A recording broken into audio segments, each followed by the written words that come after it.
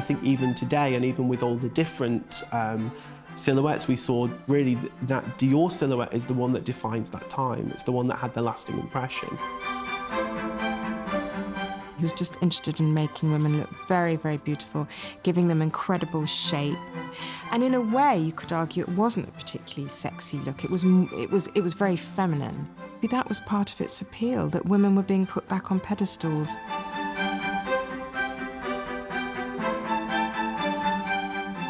This kind of throwback to an idyllic past, allowing people to re-experience that kind of thing, and it to be kind of an escape and a haven.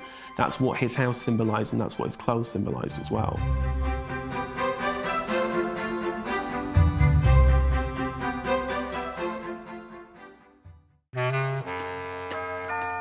Christian Dior grew up in Granville, a seaside town in the north of France. Christian Dior grew up in a rather a very Victorian-looking house. Some people think it's very pretty. I think it's quite odd-looking, but it had the most beautiful outlook. It is right on the beach. And his mother was a very keen gardener, and there were lots of roses. All these things later came into play.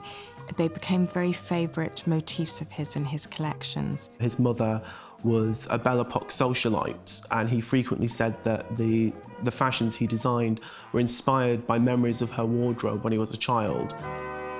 Age 5, the family relocated to Paris.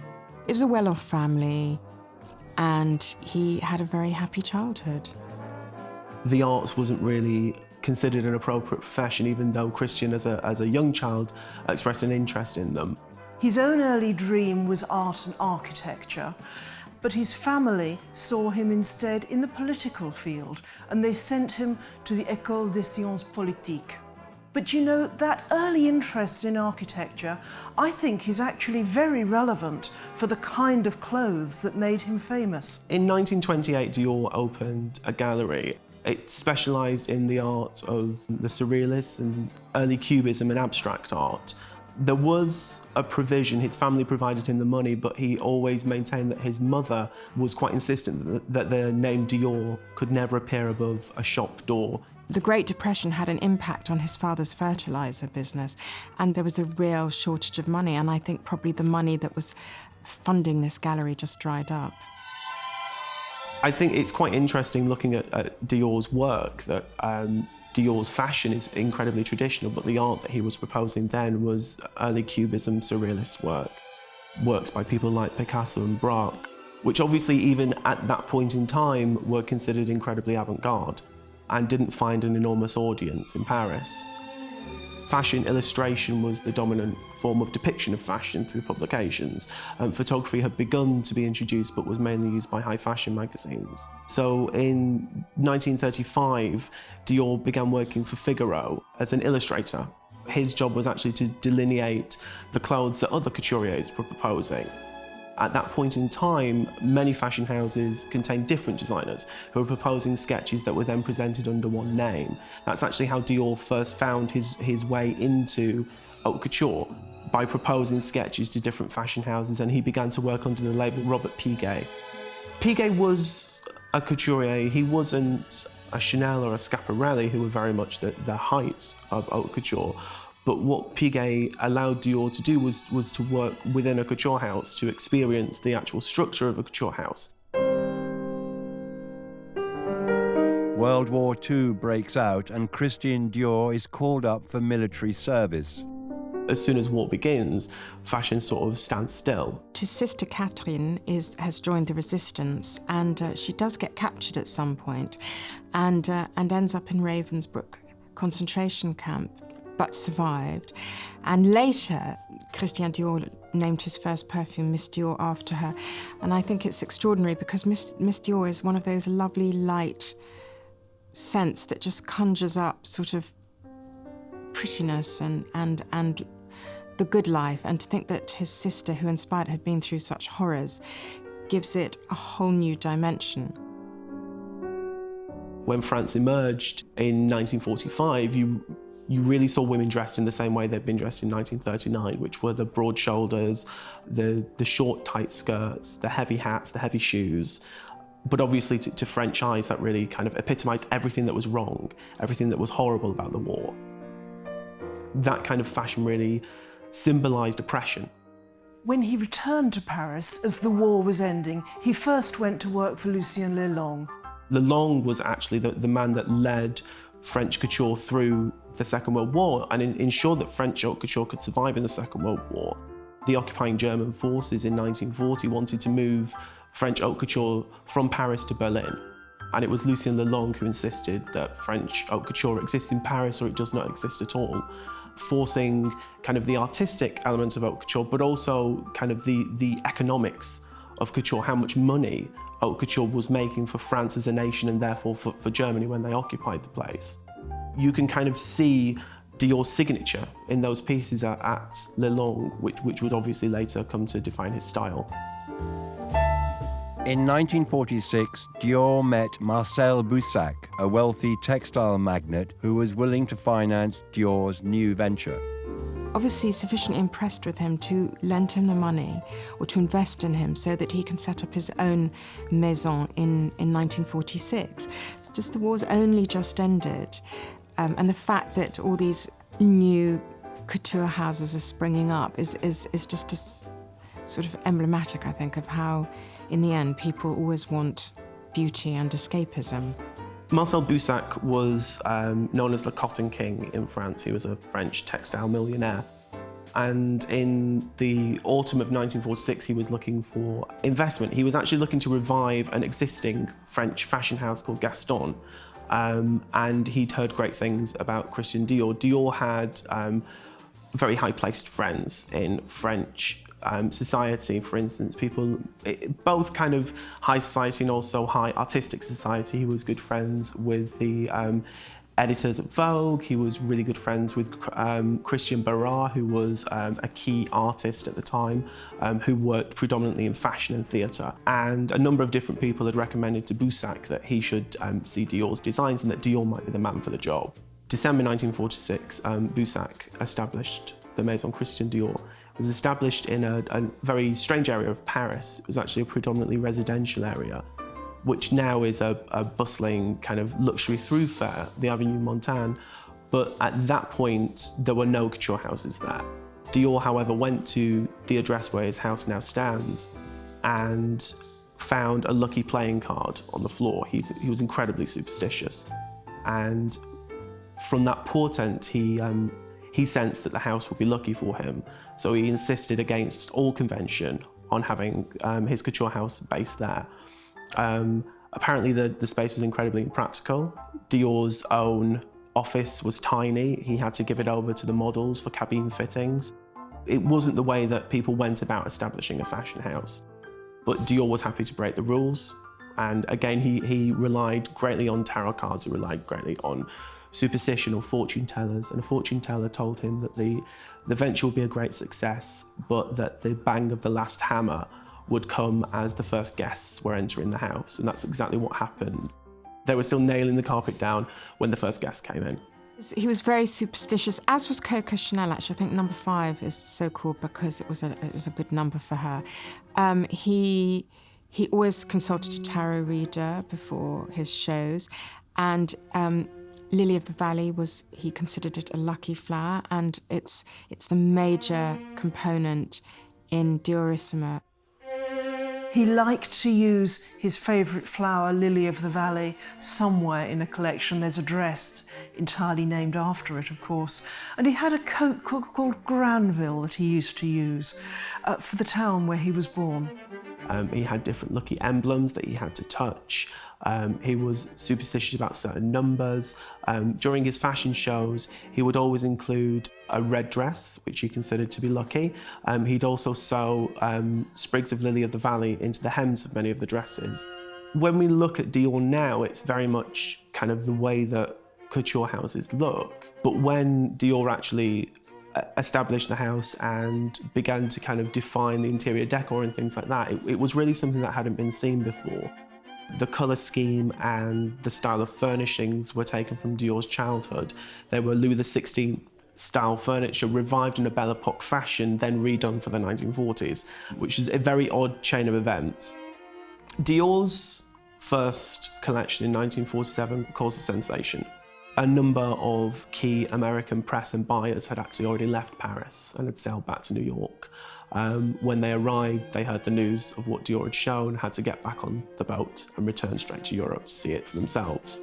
He called it corolle because he spoke of making women look like flowers, and the corolle, of course, is the petals around the heart of a flower, but we all know it by another name.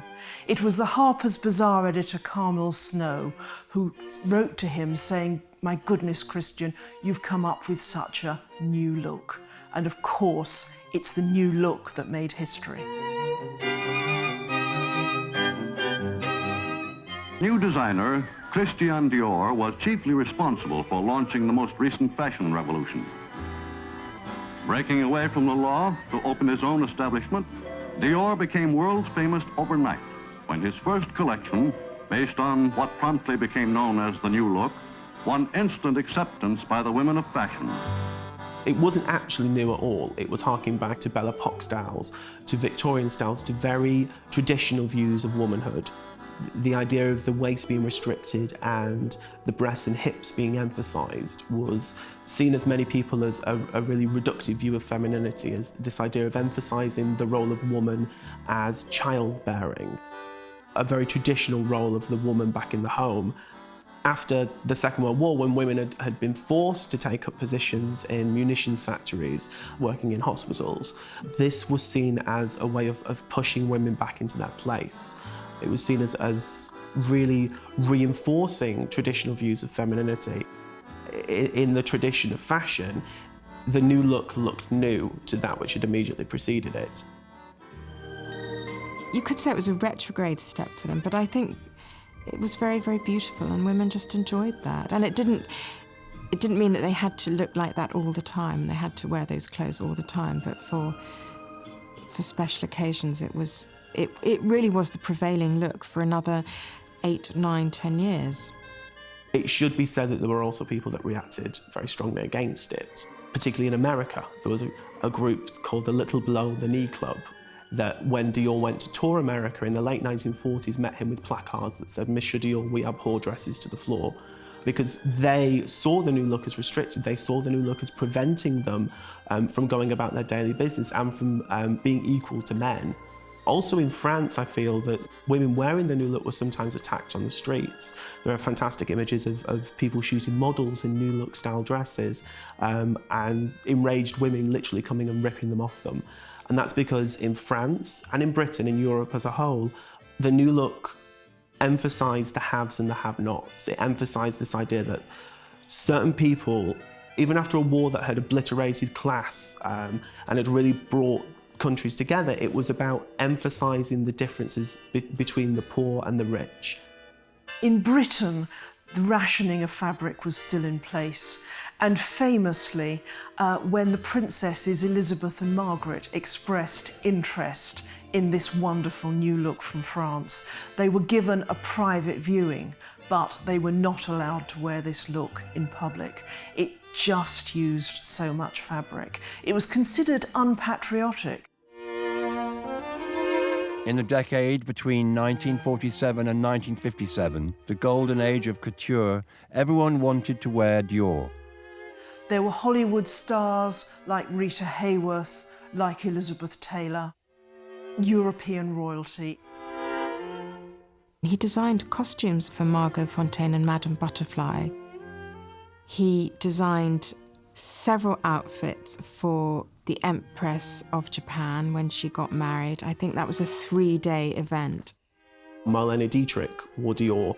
She insisted on having Dior create her wardrobe for her Alfred Hitchcock film, Stage Fright. Dior was very, very prescient in so many ways, in the way he set up his business, and realising that this total look could be done by one house, that a woman didn't have to go and get her shoes and her bags from different places. In 1948, he took his designs to America, slightly adapted for that market there. And he was one of the first designers to hire a publicist. So he really was as innovative in the business sense as he was in the design. By the end of 1949, Dior accounted for 75% of French fashion exports and 5% of France's exports as a whole. In 1955, Dior appointed the very young, the 19-year-old Yves Saint Laurent as his assistant. 2 years later, he was telling Saint Laurent's mother that her boy, that Yves, would be the next big thing. In October 1957, Dior went on a spa retreat. He was always trying to lose weight. He suffered a heart attack and died. The extent of his impact, even then, is sort of illustrated by the fact that when he died, 2,500 people attended his funeral.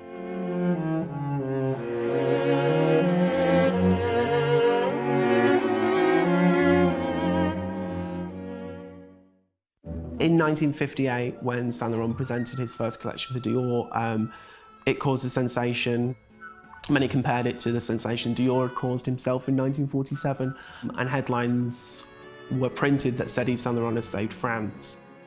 Obviously, what they referred to was the French fashion industry, was the massive industry built around Dior, and was the fact that Saint Laurent's first Dior collection, while different to the tradition of Dior, wasn't too different. It actually wasn't that controversial. It actually wasn't that extreme. I mean, it was shapeless, but it was beautifully shapeless. It was artfully shapeless. And it was just like a big sort of, it was just like a sack, really. It was every bit as influential, actually, as the new look had been. Women took to it because it was very comfortable and practical. Saint Laurent got drafted into the French army in Algeria. There was a clause that if Dior insisted that Saint Laurent's presence at Dior was important, that they could block him from being drafted. If he was too essential to the industry, then he wouldn't be drafted into the army. The House of Dior arguably did not behave terribly well because when Saint Laurent had his nervous breakdown, they fired him.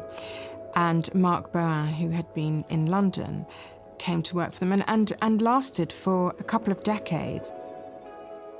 Marc Boin was seen as a designer that was much more stable than Yves Saint Laurent, both physically and design-wise. He presented a collection that was lauded by the press, but that was incredibly conservative and safe. And he actually ended up designing for Dior all the way through to 1987. He delivered a constant sense of style to Dior, but Dior was never again on the cutting edge of fashion. When he was fired, designers always seem to be unceremoniously fired. It's like politics. Gianfranco Ferré was appointed. Ferré's style, which was extravagant and certainly luxurious. He actually had his own fur and haute couture lines in Italy, which he shuttered to design for Dior, although he continued with his ready-to-wear, were marked by an opulence, which Arnault felt was synonymous with Dior, maybe not with Dior's past, but certainly with the future that he wanted for Dior. He sort of pinpointed that sculptural architecture of Dior, and his clothes sort of would always have a great big bow at the neck or at the back. They were really magnificent, but probably also starting to look a little bit dated even as he went there. Bernard Arnault, who's the CEO of LVMH, personally hand-picked John Galliano to take over this house in 1997. It was the hype of haute couture.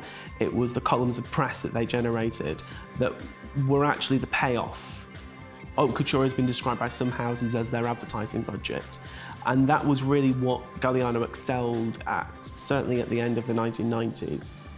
Well, I think in the figure of John Galliano, Dior found a creative director that was really harmonious, a creative director that was absolutely in line with the ideas of Monsieur Dior, which was a kind of femininity, a love of structured clothing, and a kind of fantasist. It was all very, very successful for quite some time. The new rich loved this. It was quite brash, this Dior. And then it all sort of fell apart very dramatically in 2010. Galliano is caught on film in a bar having an absolute sort of racist and anti-Semitic rant. For quite some time they couldn't find a replacement, and that was one of the worst moments for the House of Dior, I would say. 5 months later, they presented their autumn-winter haute couture line with John Galliano's former assistant, Bill Gayton, as chief designer. Gayton designed for Dior for a year, and none of his collections were particularly well received. But in 2012, Raf Simons was appointed as the head designer, presenting his first haute couture in July of that year. Certainly, you describe Simons' style as modern, which I don't think is a word you'd ever use to describe Galliano. And really what he's been charged with is giving a kind of modernist slant to the clothes at Dior. It's a very modern take on what Christian Dior did, and he's continued now, so 3 years later he's still refining that. It's great to see that the house is sort of on a steady course again.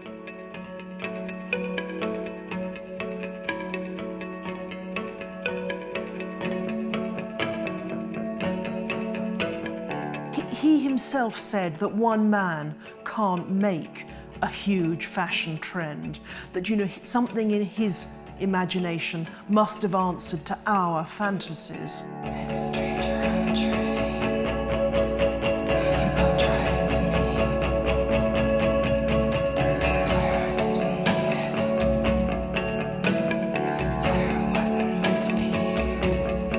This is a house that is part of French history. It's national treasure.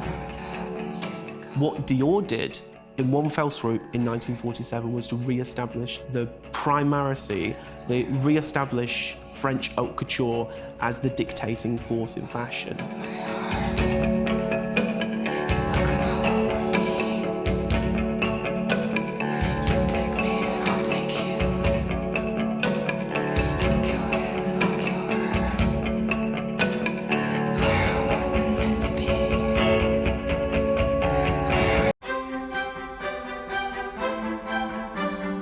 The history of Yves Saint Laurent is actually the history of 20th century fashion.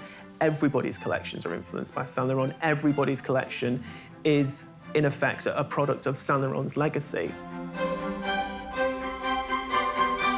When you look at Yves Saint Laurent's clothes, there's that sense of juxtaposing very traditional French ideas with something that's a little bit more raw. He had a great talent for having his finger on the pulse of what young, fashionable, wealthy women wanted to wear. He was always looking at everything through French eyes and through Parisian eyes. I think there's something incredibly Parisian about his point of view. And people talk about him as a rebel, but he was a very sort of bourgeoisie rebel. Female sexuality and male sexuality, and really exploring those through high fashion, through haute couture, was something quite exceptional to do at that time.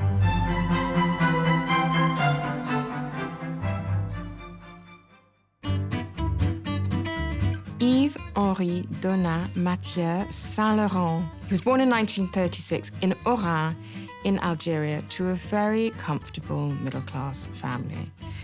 But again, like so many male designers of that era, he was doted on by his maman. His mother was incredibly well-dressed. He talked a lot about the clothes that she used to wear for parties in the 1930s and 1940s. They had an incredible influence on his aesthetic growing up.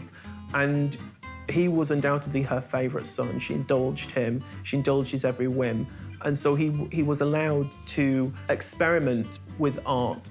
He was always very delicate, and he was not a jock, I think we can safely say. He was an effeminate little boy. As a child, Saint Laurent would make paper theatres, he'd make paper dolls, he would dress them, act out theatrical productions with his siblings. He was very artistic very early on. At the age of 18, Yves Saint Laurent submits 3 sketches to a fashion competition.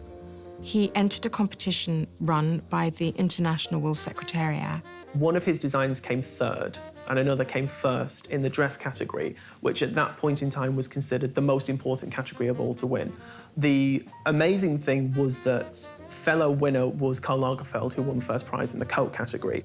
A chance meeting with Vogue editor Michel de Brunoff proved very fruitful for Saint Laurent, because de Brunoff then introduced this very young man, Saint Laurent, to Christian Dior. What that actually enabled Saint Laurent to do was to begin an apprenticeship with a French haute couture house. Karl Lagerfeld went to work with Pierre Balmain, and Yves Saint Laurent went to work with Christian Dior. Christian Dior was rather struck by Saint Laurent, and he looked at his sketches, and there was a sort of certain similarity in their approach and their aesthetics. So Christian Dior offered Saint Laurent a job in his house, which was extraordinary because Saint Laurent was so young at the time. And when he starts at Christian Dior through the recommendation of a sort of friend, he isn't designing. He is not designing clothes. He is helping tidy up the interior of the couture house and decorate the interior of the couture house. And only gradually does he begin to actually contribute sketches and contribute designs.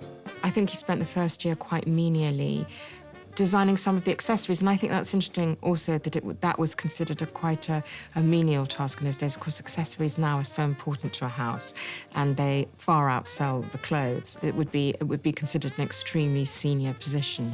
What was significant with Yves Saint Laurent is very quickly he was able to sort of absorb the Dior style, but also to start to create his own signature. So I think from very early on, once he was involved in the design process, he was making designs which look so much like a Dior, but have a sort of Yves Saint Laurent element to them. Dior became more and more appreciative of his talent. Saint Laurent was given greater and greater control, and indeed, the final collection presented in 1957 was considered to have been designed almost entirely by Saint Laurent. Saint Laurent makes his mark in an iconic fashion shoot.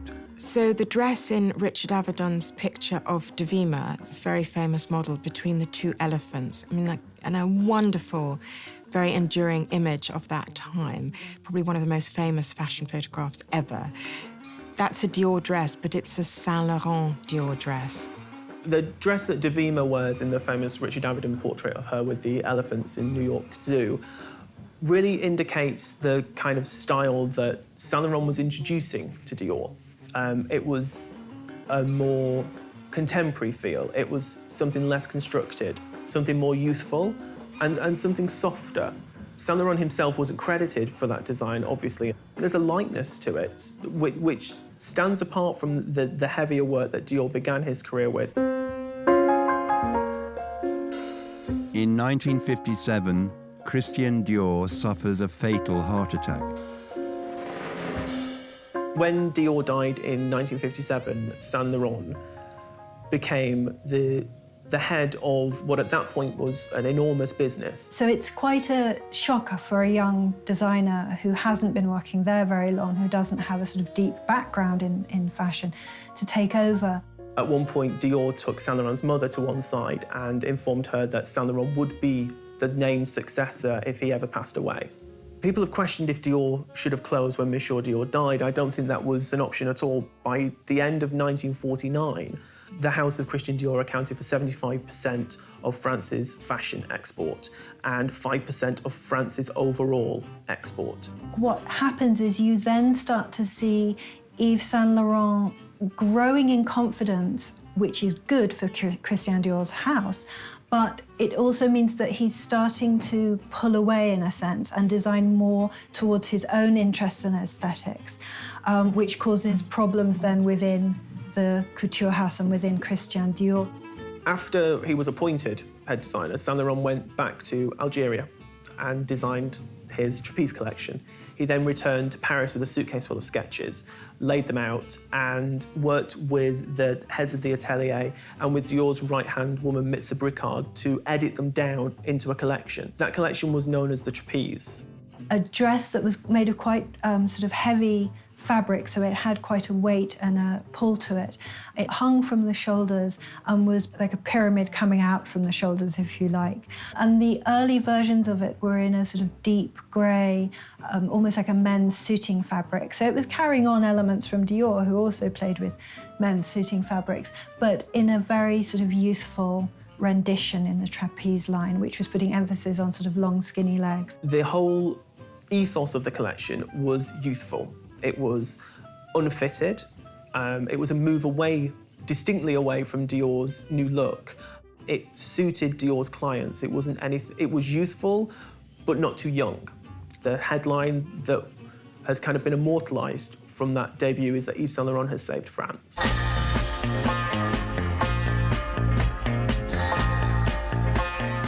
He had a great ear for the tone of what was going on the streets, and he had his finger on the pulse.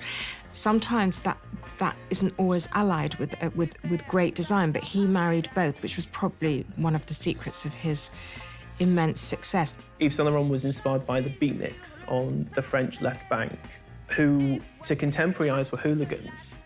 They were called blouson noir, which stood for black jacket, and Yves Saint Laurent did his black jacket in crocodile lined in mink.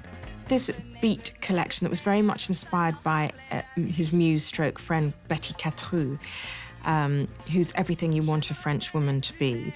Sort of tall, languid, thin, very blonde, smoked a lot, high cheekbones, and whatever she wore, she looked amazing. But it was still seen as this kind of rebellious translation of subcultural style into high fashion. He was dressing his clients in the clothes of the people that were going to mug them. And I think that when you think about it in that way, you can understand why it scared Dior executives to death. This beat collection was obviously black, lots of trousers, sort of slightly flared, leather coats, polo necks. It was just incredibly chic. The really interesting thing I find is that apparently the beat collection was incredibly successful commercially because it was lots of black clothes that people looked very elegant in. Everything you want it to be as well.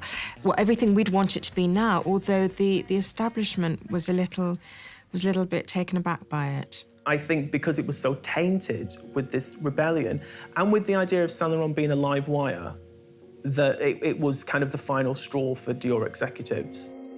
At this time, the War of Independence was raging in Algeria.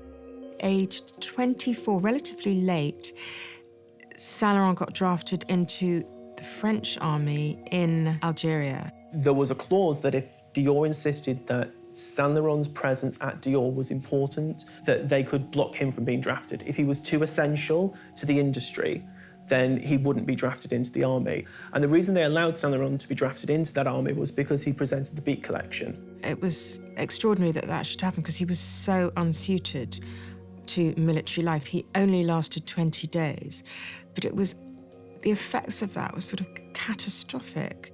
He was invalided out, sent to a military hospital called Valgrasse, and was heavily drugged. It was the start of a dependency on narcotics that continued for the rest of his life. In a not entirely supportive move, the House of Dior fired Saint Laurent once they heard of his breakdown and his sort of his release from the army. I mean, you'd think that having a breakdown would be bad enough, but then he lost his job as well.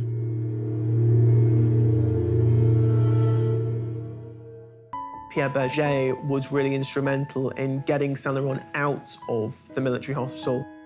He went to visit him every day. He talked about founding the Saint Laurent fashion house. And he then sued the house of Dior, and he won. By suing Dior, they obtained the seed money to actually found the house of Yves Saint Laurent. And this means he's really free to explore his own influences, his own generation, and sort of free from the Dior legacy. Saint Laurent was not an easy man by any stretch. And, you know, the two had this incredibly interconnected relationship. They were lovers, they were business partners, they were frenemies. They were so enmeshed in one another. Even when they stopped being lovers, Saint Laurent was wildly unfaithful. There was always this incredible sort of love between them. Saint Laurent's first collection was quite sober, but really throughout the 60s, his designs have actually come to kind of epitomise the decade. You can look at very emblematic designs like the Mondrian dresses, which were ripped off endlessly at every single level. Possibly one of the first examples of a dress trickling down so quickly from designer to mass market. At the end of the war, the new look was really about taking women out of trousers, putting them back into these enormous dresses, and these enormous dresses, these enormous skirts that were really indicative of what a woman's role should be. It's very, very old-fashioned ideas tied in with the new look. I think the influence of menswear and of masculinity is there throughout, most iconically in the smoking, which is the male tuxedo translated onto a woman's body. He could have been alluding back to Marlene Dietrich with the smoking, because she was really the first woman to be acknowledged for wearing trouser suits. I mean, she wore them in a very alluring way. Society women had worn trousers since the 1920s and 30s, and they became popular during the war for women undertaking manual labour, but they were never really approved of by high fashion. And really, Saint Laurent putting a woman in a trouser suit is giving completely different messages. We're getting towards 1968 and storming the barricades, and what did a woman need? She needed her pantsuit. This idea that a woman can be sexually liberated, that a woman could go out and have her own career, that a woman didn't need to rely on these old ideas of femininity to look feminine. Another really important element is his interest in art, both as a collector and as a designer, and the way that informs his use of colour and fabric is very significant. And then I would say the third element is looking at Paris as a city and looking at what women are actually wearing on the street and thinking how his work relates to that and how he can translate that, particularly into his Rive Gauche designs. Saint Laurent has been widely tributed with being the first designer to do ready-to-wear, although actually Givenchy had done it earlier. But he is definitely the first designer to have a separate shop for his ready-to-wear line, which was called Rive Gauche, which means left bank in French. Left bank being the sort of in those days, the trendy part of town, the opposite of the right bank, which was very, very bourgeois. The left bank was where all the artists and the writers hung out. It was an area which connected with the beat movement, which connected with the sort of existentialist movement. So looking at kind of ensembles completely made up of black separates, of pea coats, of little hoods, leather jackets. So this combination of what people are wearing on the street, but the kind of haute version of that, the most luxurious, most well-tailored version. His first customer in the Rive Gauche boutique was Catherine Deneuve, and it was incredibly commercially successful. And really what that line did was to kick all the other French couturiers and make them realise that ready-to-wear was going to be the future. Really, it's the first time that you see a designer running ready-to-wear and haute couture lines side by side with distinct identities that both add to the expression of the house. Saint Laurent was a great champion of multi-ethnicity way before that became a sort of a buzzword. A great designer needs the right women wearing their clothes, and Saint Laurent had a lot. Number one, actually, is probably Catherine Deneuve, who wore him really early on, most notably in the Belle de Jour, which couldn't have been a better subject for Saint Laurent, because it's about a very respectable middle-class Parisian woman who has fantasies about being a prostitute, but always looks absolutely impeccable. Butter wouldn't melt in her mouth. And this sort of subversiveness beneath the respectability, beneath the impeccable look, was absolutely music to Saint Laurent's ears. Yves Saint Laurent diversifies into perfume. So very quickly he starts to develop a number of different perfumes that are expressive of different collections, of different facets of his design house. Rive Gauche, when that perfume came out, was probably the centre of the universe. It was the place to be. Forget New York, certainly forget London. It was Rive Gauche in Paris, left bank, with the intelligentsia and the great clothes. What's not to like? Lots of handsome French actors, beautiful French women in miniskirts, and Saint Laurent. Saint Laurent himself was an idealised version of that late 60s, early 70s man. Saint Laurent himself posed for his Pour Homme advertising campaign. He originally wanted to pose with the rather phallic perfume bottle between his thighs, but the photographer Jean-Luc CF persuaded him otherwise, that a simple nude portrait would be much more tasteful. He was naked. It's not the normal marketing route. Later on, of course, he did Opium, which was considered quite shocking to name a perfume after a drug.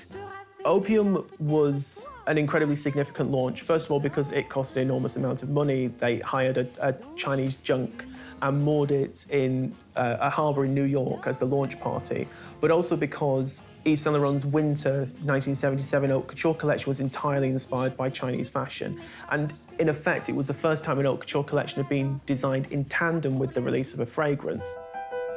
YSL has become an international sensation with boutiques the world over.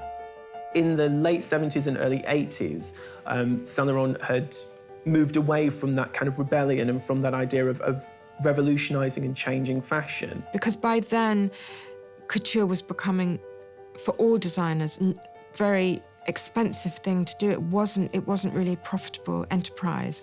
It was all about ready-to-wear and perfumes. And what I think you sadly see as he ages is him becoming increasingly dependent, increasingly weak, and sadly unable to take part in the sort of very rigorous, very demanding life of a couturier. With Saint Laurent, there were those highs and there were those crashes, and there were these kind of extreme indulgences physically and also extreme indulgences creatively.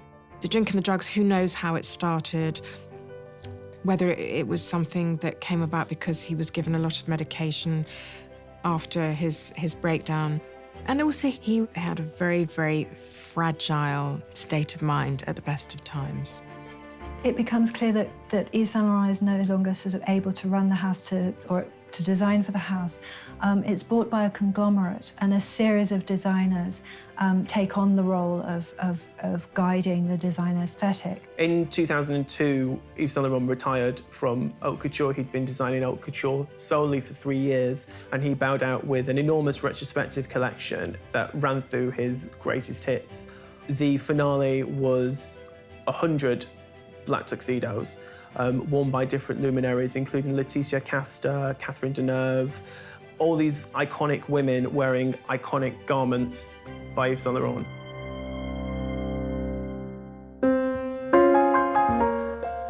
Yves Saint Laurent dies in 2008.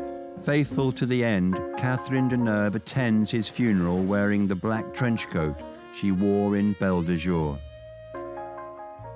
François-Henri appointed 4 years ago Hedi Slimane as the new creative director at Saint Laurent.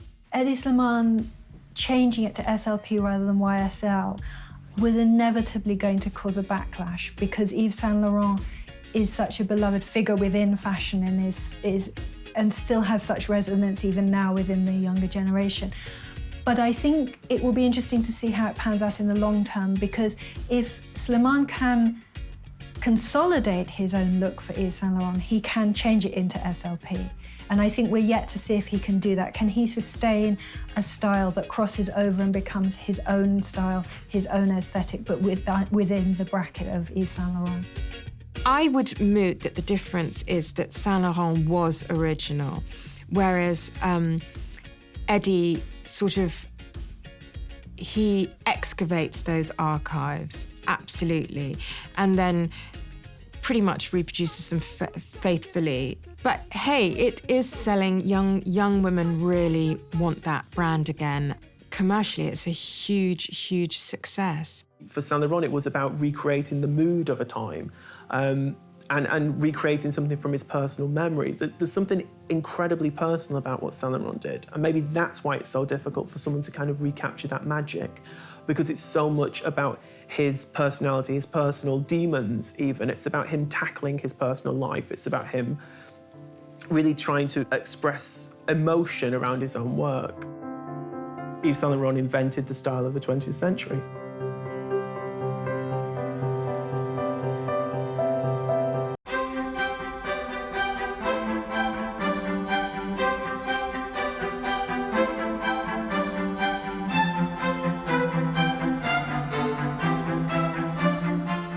What he really did was take away the restrictions and confinements of stiffer styles that had gone before it. He made it appropriate in the workplace for women to wear trouser suits. He made men feel sophisticated and perfectly tailored. Changes in menswear happen incredibly rarely. You have the rise of America in the early 20th century, and that changed menswear. You had the Industrial Revolution in the 19th, and that changed menswear. And what Armani did in the 70s changed menswear as well, and it's affected the way that every suit in the world is made.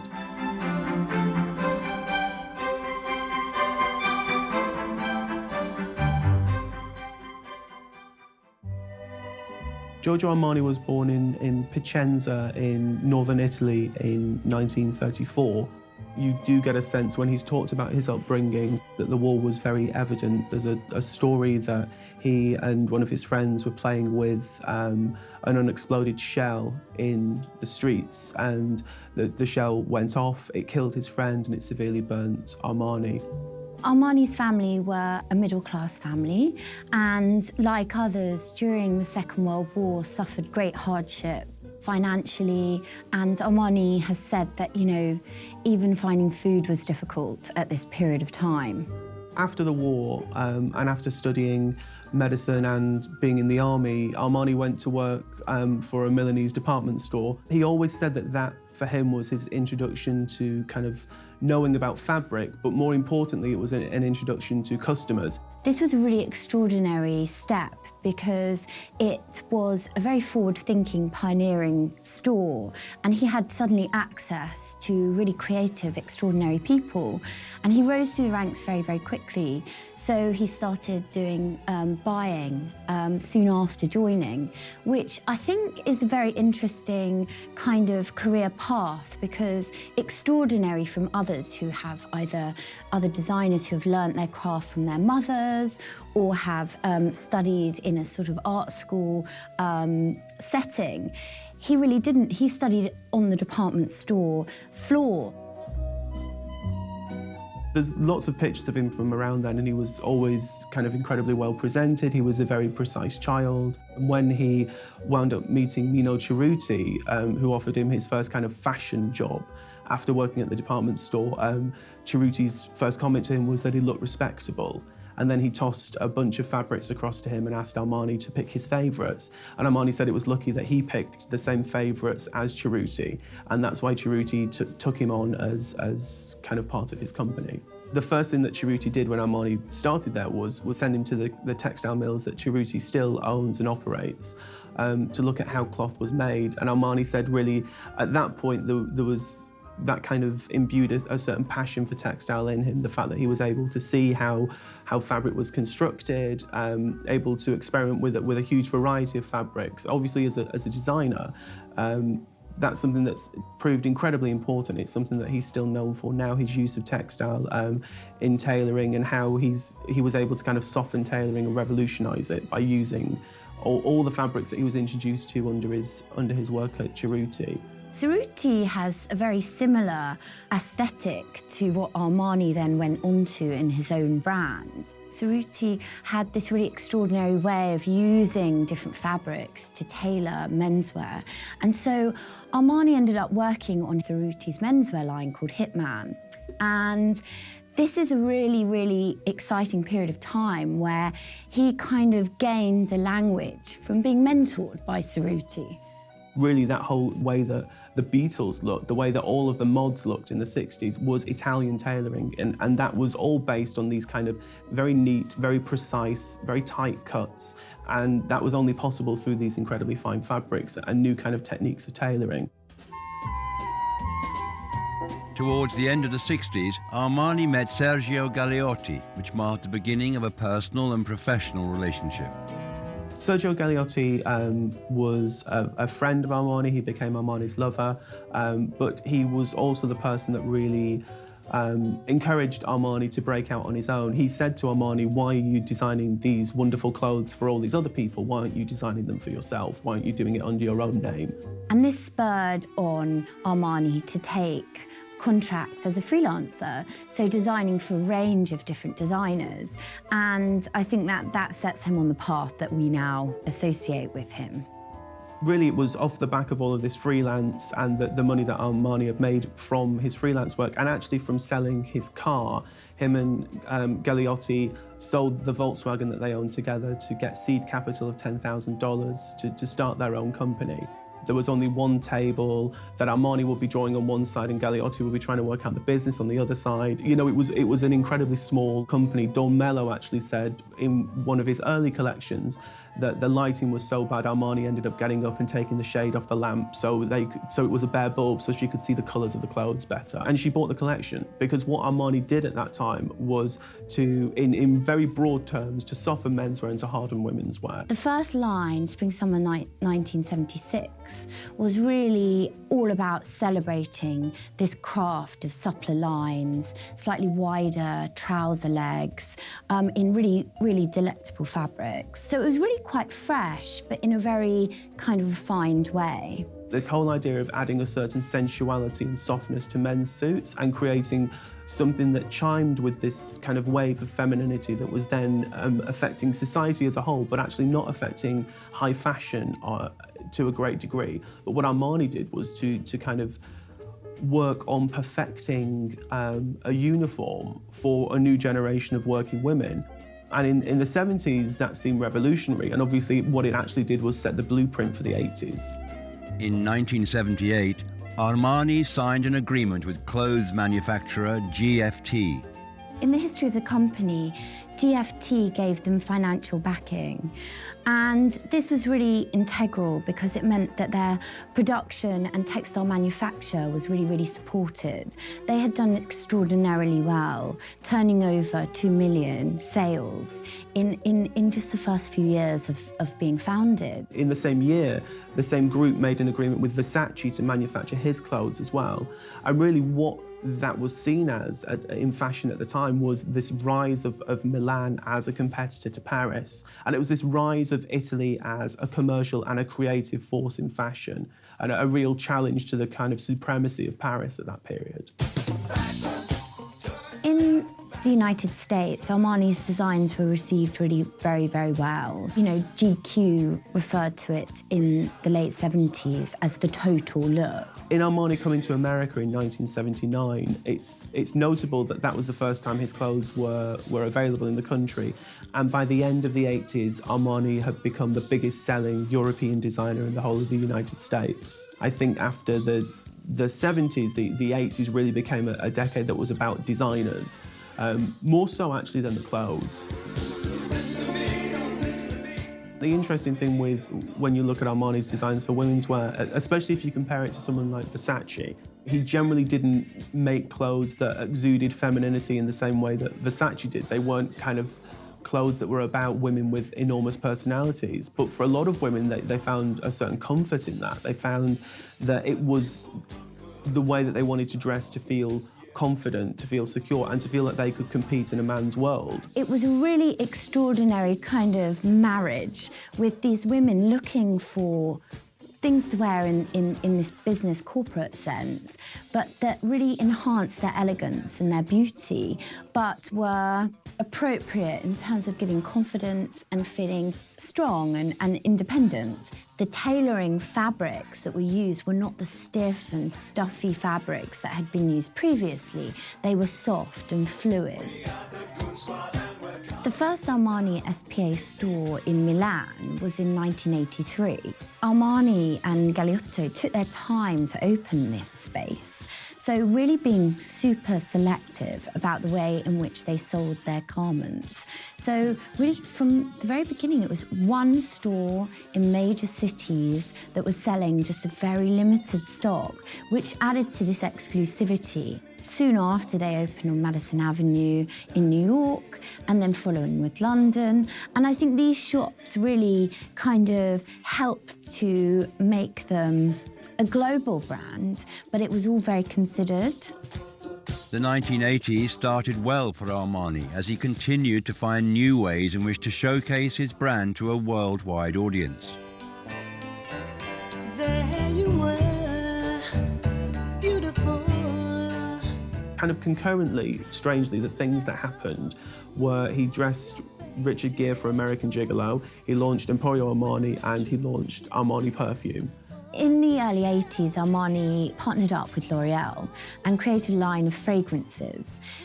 This was very interesting in the sense that they were an extension of the brand, so more in terms of the total look that his clothes could create.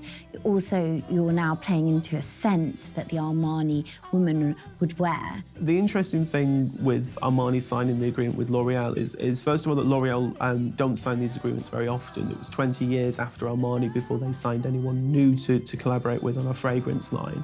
It's building this kind of idea that this is a lifestyle, but to fit in with the life that you already have. When they actually first approached Armani to dress American Gigolo, Armani said he would do it because he knew he was launching Emporio Armani and he knew the publicity that it would generate for him. So he knew he was launching a lower priced, more widely available brand, and he wanted to be able to capitalise on the publicity that the film would generate for him.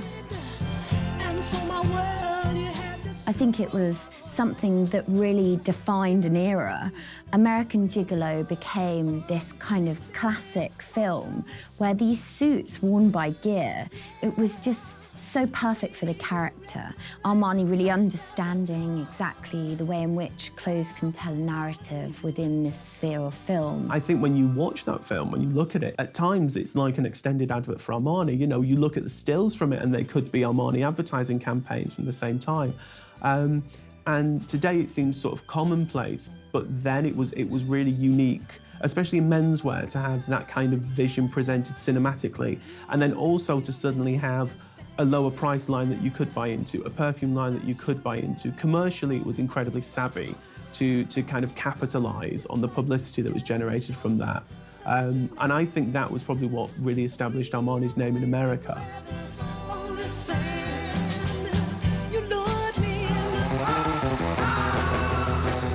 Having found success with his work on American Gigolo, Armani continued to dress many of Hollywood's biggest films. After American Gigolo, Armani went on to design costumes for films, notably Batman, Pulp Fiction, but the real big hitter, I think, in terms of legacy was Miami Vice, which was a TV show, but really sort of defined the 80s in many ways. The costumes in themselves, unlike American Gigolo, where the costumes were absolutely the focus, the costumes aren't especially remarkable. What I find remarkable is that certainly the later incarnations of that are, for me, a reflection of Armani's relationship with Hollywood, which in the late 80s and early 90s really blossomed into something beyond films. Armani became the first designer that was actively petitioning to dress people for the red carpet. At a time when no other fashion houses were doing that, he offered to dress them in high fashion that was desirable and low-key, which obviously is a major part of Armani's aesthetic, is the fact that it is quite subdued, it is elegant, it is low-key, it's minimalist, it's simple. And all of those things appeal to Hollywood stars. He is so intertwined with this kind of Oscar season dressing that is reported by, you know, far and wide, and a real obsession in popular culture.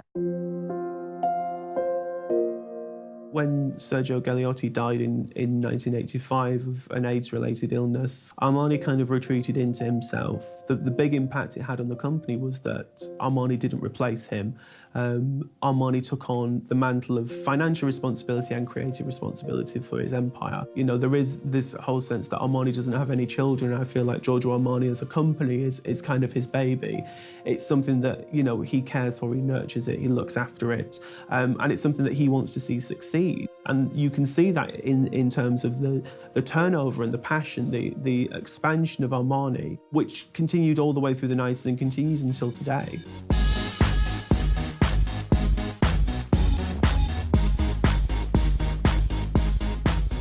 When we're looking at things like Armani Exchange, Armani Jeans, Emporio Armani, EA7, the sportswear line, it's about Armani diversifying. It's about a certain demand, I feel, for Armani's product, and for Armani's name. There's a certain power to that name.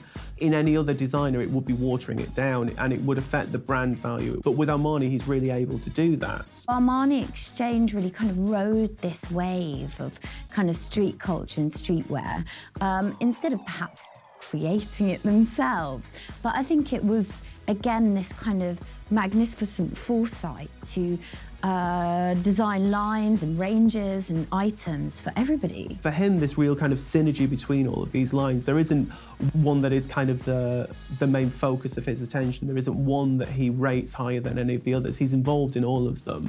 They have different characters. For instance, when you look at Armani Privé, which is the haute couture collection he launched in early 2000, I feel there's a certain sort of eccentricity to that you don't see in Armani's other endeavours. In a sense, I feel it's about knowing your customer. It goes back to him at that department store. It's knowing what your customer demands at all these different levels, and that an haute couture customer will demand something that's more unique, more singular. These are one-off dresses. They're dresses handmade, and there'll only be kind of a maximum of 6 of each design produced. So really, they're a venue for Armani to explore his creativity, but there's a reality to them, there's a market to them. And Armani Privé sells. Like every aspect of the Armani empire, it makes commercial sense first and foremost. In the year 2000, there was a flurry of investments in the company, and these activities really contributed to consolidating the brand. This was a period when fashion conglomerates were buying up other labels at a voracious pace. Gucci had bought into Yves Saint Laurent. So at that time, Armani seemed kind of prime either to be invested in by one of these large conglomerates or to become a conglomerate unto itself. So really what Armani decided to do, rather than take outside investment, was to expand internally, to take on licensees, to license things out, to really become kind of a conglomerate all under the Armani name. And really what I think Armani is a conglomerate that's composed of Armani labels and is controlled and designed by one man, and that's something that's quite extraordinary. In the year 2000, the Guggenheim Museum in New York hosted an exhibition of Armani's work. Armani being celebrated in an art institution really made people look at his work in a different light, maybe perhaps made Armani look at his work in a different light. But obviously it generated some controversy in terms of people questioning whether or not you could call fashion art. It was an absolutely ginormous exhibition, over 400 garments, which is really extraordinary.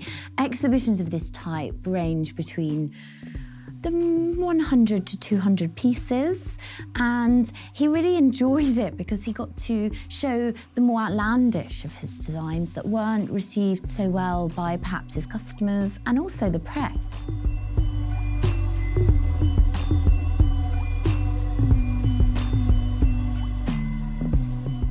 I think the interesting thing with Armani Casa is that it's very much a representation of the Armani aesthetic. And the Armani aesthetic is very much a representation of its times. So the fact that the critics were incredibly enthusiastic about what Armani was doing for home design as well as what he was doing for fashion design is really kind of an indication of how tied he is with popular culture. If you look right back to very early on in his career, where American journalists for GQ defined his clothing as the total look, here you're really getting this whole life look. And I think that really becomes interesting when you look at the type of things he was designing, not only for clothing, but for the house.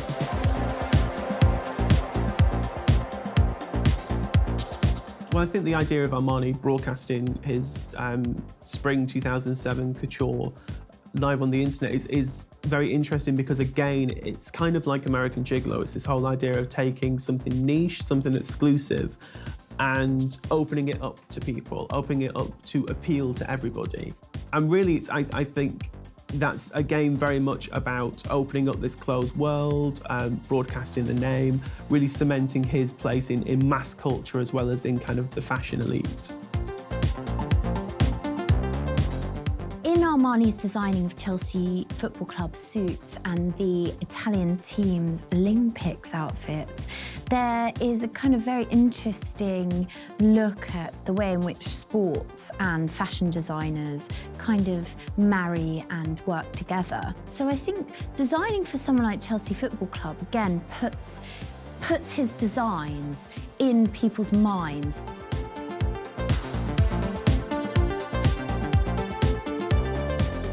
In 2011, Armani had what is referred to as his blue period, such as Picasso's blue period. And these blues were across the board: azure, midnight blue, navy. And it showed a real kind of inherent sophistication in terms of colour palette, which shows the mark of a very refined designer. And as long as I got my suit and tie, I'ma leave it all on the floor tonight. And it got fixed up too. The reason Armani is so incredibly important, and it's something that really gets overlooked, is that Armani changed the way clothes are made. And that's such a fundamental thing, and it's something that so few people can lay claim to. I think Armani's legacy is really associated with the suits and the wearing of the suit within kind of popular culture. This inherent sense of confidence wearing something that you know is impeccably thought through really appealed to people, and I think it still does. One of my favourite facts about Armani is that when he has a swimming pool, the swimming pool is a yard wide and 50 yards long. It's the minimum amount of water you need to be able to swim the laps that Armani does, and it's a strip of water, and that's what he swims in every day. It's this whole idea of this incredibly precise, engineered lifestyle, incredibly minimalist, stripping everything away. And I think that's evident in his clothes, and it's evident in his life as well. Tonight, and as long as I got my suit and tie, I'ma leave it all on the floor tonight. Calvin Klein represented American style. Easy to wear clothes, lots of t-shirts, lots of simple fabrics, things for women to really live in. What he did was always move and feel with the times, but in that sense, really keeping to his American roots. It wasn't about ostentatiousness. It was really very much this simple, clean, modernist look. Confident design and incredibly savvy marketing. If you're saying who is Calvin Klein, it's a man that became a label, and the label ultimately became more known than the man. People know the name, but they don't know the man.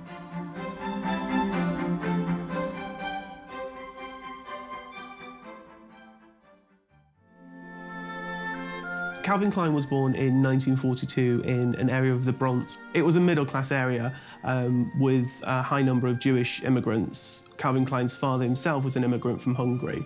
It's quite remarkable because not only was Calvin Klein born and raised in that area, but Ralph Lauren was concurrently. He had an interesting relationship with his father, who was often absent, but he ran a greengrocer's, and this was something that the young Calvin was very interested in, specifically the price of things, which is interesting knowing what he went on to do. Calvin Klein was very close to his mother, who was called Flo, and also his grandmother, who had an alterations shop. And really, for Calvin Klein growing up in the Bronx, that was his first kind of introduction to fashion. His mother was very artistically inclined. She favoured Calvin as a child, and she encouraged his artistic side. She encouraged his interest in fashion, his interest in art and in design. During this time, he worked in the evenings as a stock boy at department store Alexander. Calvin Klein was interested in clothes and fashion early on. He studied at the Fashion Institute of Technology in New York, although he never graduated. Instead, he went to work for a series of garment manufacturers. The most notable one was a manufacturer called Dan Milstein, who Klein worked for as a junior designer. He made the comment once that he saw a woman walking down the street wearing one of the garments he designed for Milstein, which consisted mostly of brightly coloured wool suits. He saw a woman wearing one that was head to toe yellow, and he went back and quit his job immediately. Whilst he was studying at FIT, he met his first wife, Jane Center, and they were married in 1964. They were married for 10 years and have one daughter. After 10 years working as an apprentice and training in clothing, Calvin Klein launched his first company in 1968 in partnership with friend and businessman Barry K. Schwartz. Barry K. Schwartz was Calvin Klein's best friend from the earliest time in his life. They'd both grown up alongside each other. Calvin had always talked to Barry about wanting to be a fashion designer and wanting to set up a fashion business. When the time came that he left Dan Milstein and wanted to set up on his own, it was actually Barry Schwartz who fronted the money. He loaned Calvin Klein $10,000, and they became partners in this new venture to launch his label. Schwartz was known, or it was said about him, that he could add up numbers quicker than a calculator. And he was a very shrewd businessman, really kind of hammering down prices and cutting some really amazing deals at the beginning of their company. When Calvin Klein launched his company, he did launch it around coats and dresses, and they were originally stocked in the Young Miss department. They were seen as very youthful, very fresh, kind of very simple, straightforward. There was a certain echo of the European designs of Yves Saint Laurent when he first began. He became to be referred to as America's answer to Yves Saint Laurent, because they both focused on this idea of kind of a new woman, of a strong, independent woman who wanted to be dressed quite simply, but very crisply and incredibly chicly. There was a great deal of sophistication to what he was doing. He opened in the York Hotel in New York, and it was a really very dingy basement. And during this time, he had a visit from a buyer from Bonwit Teller. One day, a buyer for Bonwit Teller got off on the wrong floor and noticed Calvin Klein's clothes and immediately asked to see more of them. He wanted Calvin to come and show the clothes to Mildred Custin, who was the president of Bonwit Teller, because he thought that she would be interested in the clothes and may want to buy them. So Calvin Klein wheeled the rack of clothes himself uptown. He didn't want to put it in a taxi because he didn't want to fold the clothes. He didn't want anything to crease the clothes, and he didn't trust anybody else to take them. So he himself wheeled it uptown to Bonwit Teller to show it to the president. She loved the clothes, she thought they were perfect, and she placed an order amounting to $50,000 and decided to place them in 8 of the store's windows to really launch Calvin Klein, and that's exactly what it did. Baron Nicholas de Gunsberg was a European socialite who'd moved across to New York post-war. He had a position at American Vogue and was really basically incredibly high-placed in New York fashion and in New York high society.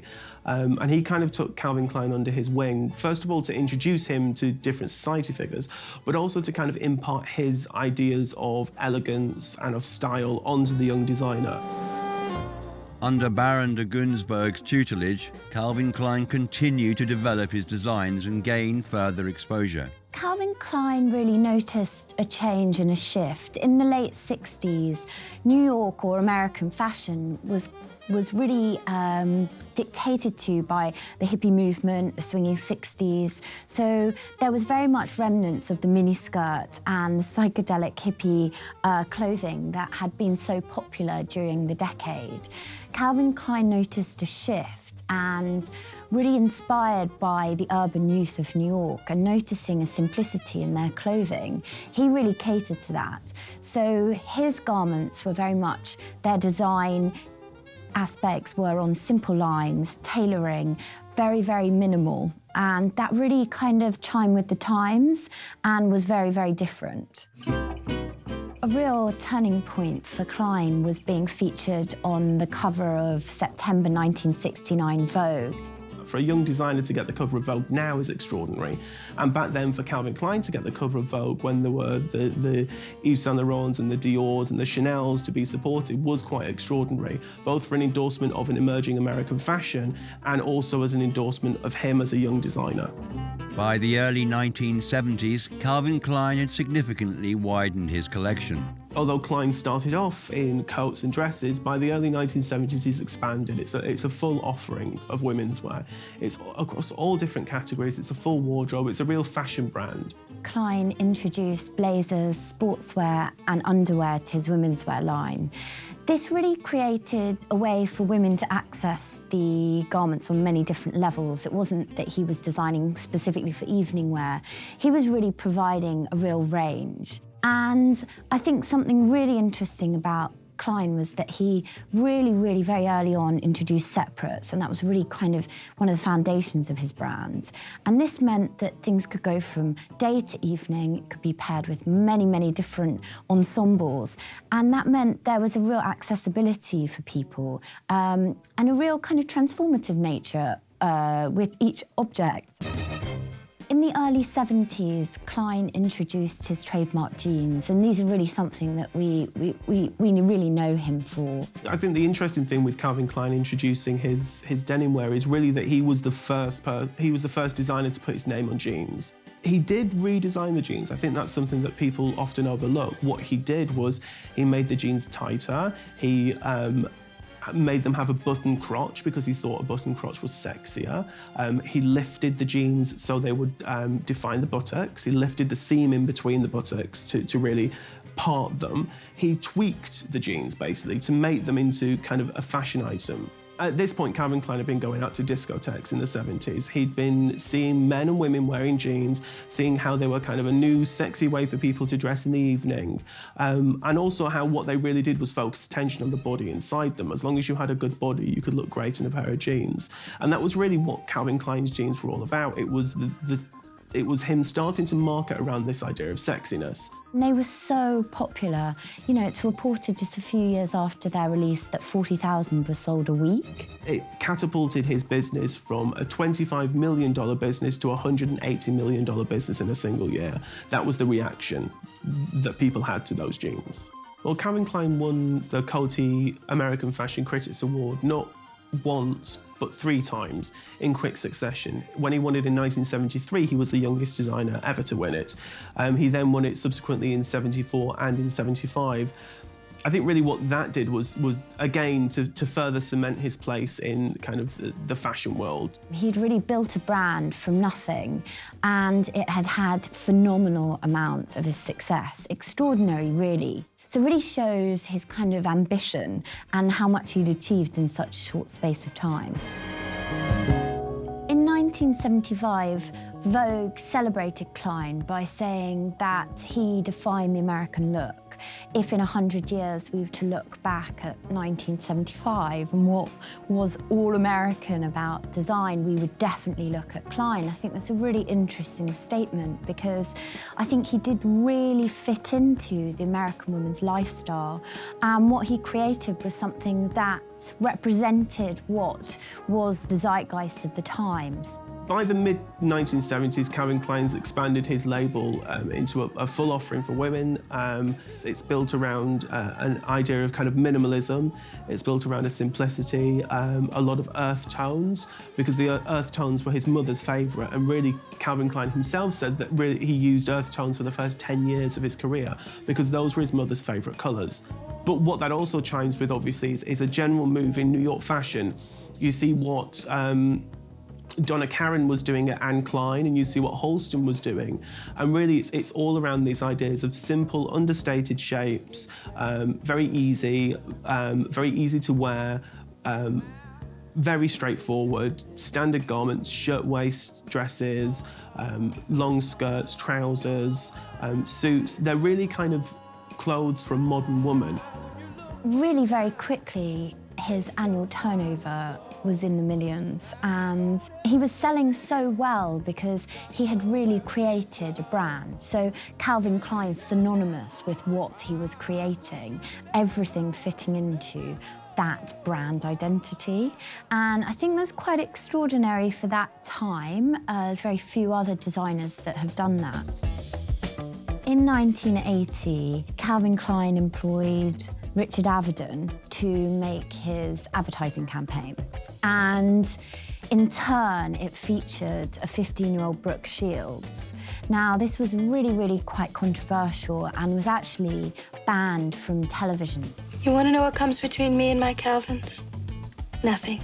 And if you think about that now, it would never be allowed. It really is this idea of sex selling being brought into the fashion arena for the first time. The way that Calvin Klein was marketing his jeans was that they were for everybody's eyes. It was about attracting attention, it was about courting controversy, and it was about kind of seducing people into buying something.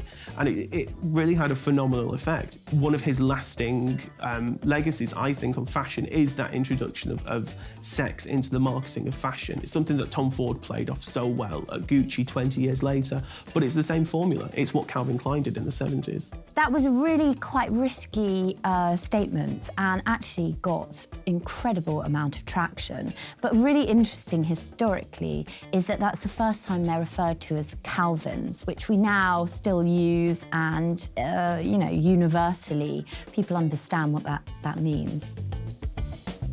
In the early 80s, Calvin Klein introduced underwear, and this was really revolutionary. At the time, white briefs would be sold in packs of 3, and they'd be bought by a mother, girlfriend, wife, for a man, as and when needed.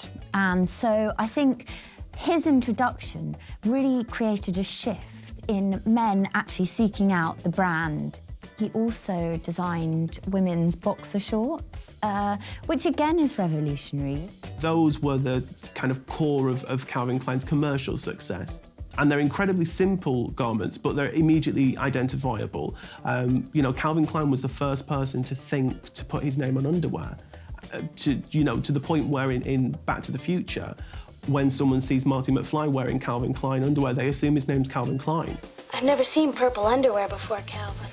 Calvin, why do you keep calling me Calvin? Well, that is your name, isn't it? Calvin Klein? It's written all over your underwear.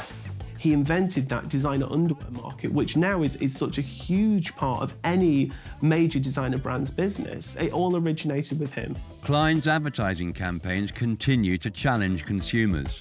In the 80s, he had Tom Hintonus, the pole vaulter, wearing the first set of Calvin Klein's men's underwear and put that on an enormous billboard. When that emerged in 1982, it caused an absolute uproar. Like, people couldn't believe that men were being depicted in this way, because obviously the idea of sexuality selling something had traditionally been this kind of female domain.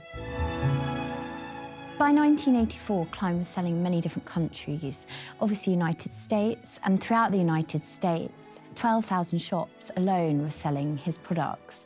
And then the rest of the world, Canada, for example, the UK, Ireland, were all selling products of Calvin Klein. The very interesting thing is that Calvin Klein sort of, by that point, represented a kind of American style. And that was obviously attractive to be exported. It is really summed up in blue jeans. It's that idea of kind of a sexiness and athleticism, a healthiness, and obviously a simplicity, a sort of pragmatism. In 1986, Calvin Klein married Kelly Rector in Rome, who was his assistant. And she had a great effect on his business. Well, Kelly Rector, first of all, worked for Ralph Lauren, and then she went over to work for Calvin Klein, and he noticed her while she was assisting him. They fell in love. They really stepped into the spotlight together, and they became known as this idealised American couple. And so she became very much part of the brand, wearing his clothes and selling his ideals. In the 1980s, Calvin Klein diversified his brand further into perfumes. Calvin Klein tried to launch perfume in the 1970s, and it failed miserably. But then in the 1980s, he relaunched. First of all, he launched Obsession in the early 80s, and then he launched Eternity. And it's interesting to think of those as kind of symbolising Calvin Klein's personal shift in his life. Obsession was launched at a time when he was partying very hard, when he'd split from his first wife, Jane Center, whereas Eternity came later and was after his marriage to Kelly Rector, this whole idea of a different kind of set of values, this whole idea of a focus on family. Both of them were incredibly well-selling perfumes, and they continue to spin out and are on sale even today. So in the early 90s, Calvin Klein kind of reappropriated some of that sort of bad boy ethos by featuring Kate Moss in the Obsession adverts. Again, through his advertising might, he shoots a very, very young Kate Moss for the campaign for Obsession. And this causes quite a lot of outrage. It was an incredibly provocative advertising campaign for the way she looked, the way she spoke. Obsession. As with many of Calvin Klein's advertising campaigns, that aroused a great deal of disquiet, both from the public and from the industry. That campaign generated a huge amount of attention. Calvin Klein continued to expand his collections and released groundbreaking print and television adverts. So Black Label Calvin Klein is very, very luxury, and the offerings are coats, dresses, shoes, bags. And I think this move into the luxury market really symboled kind of differentiation between the brands, the brand identity and the different strands that he had on offer. CK was yet again another line that was added in the 90s. And I think this kind of more affordable, accessible line really meant that his market could be widened ever still. There's a lasting legacy of the CK logo on T-shirts, jumpers, these kind of easy-to-wear sportswear crossing into fashion items. Using Marky Mark in his advertising campaigns really showed yet again how he could really feel the times and use a personality to advertise to people. Marky Mark was at this time pop star, Mark Wahlberg, and now known as a big Hollywood actor. Really in the 1990s,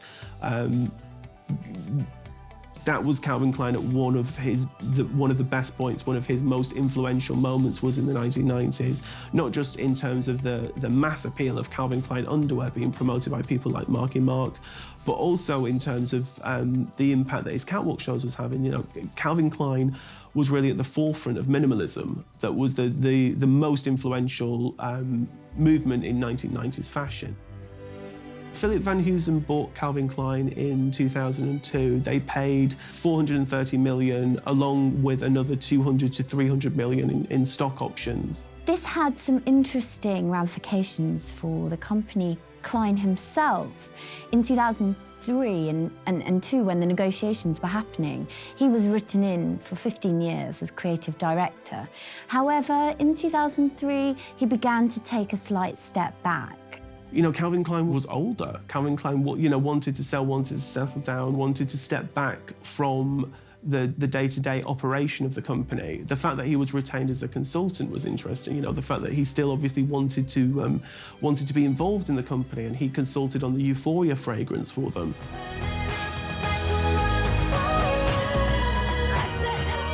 Calvin Klein have really, as a business, been very interested in new technologies, and they have used live streaming, but a really innovative approach was using their QR scanning codes. And I think there's a real interest from them, from a business perspective, to really communicate and keep in contact with their buyers.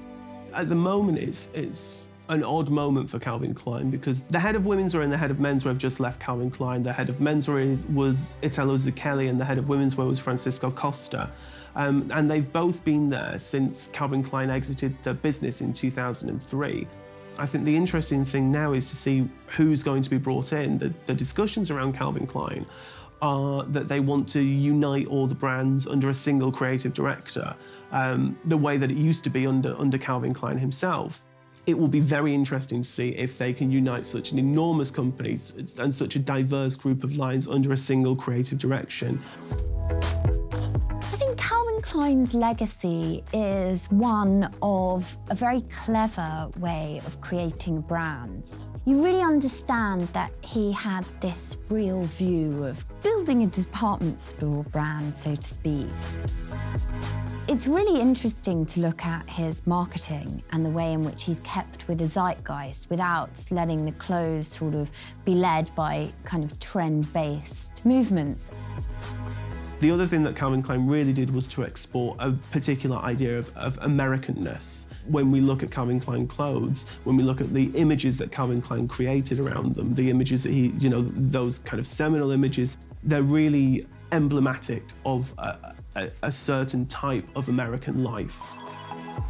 It's about athleticism, it's about health, it's about a certain type of beauty. And I think that's a massive legacy for anyone to have, this way of changing the way that we look at the world, not just the way that we look at fashion.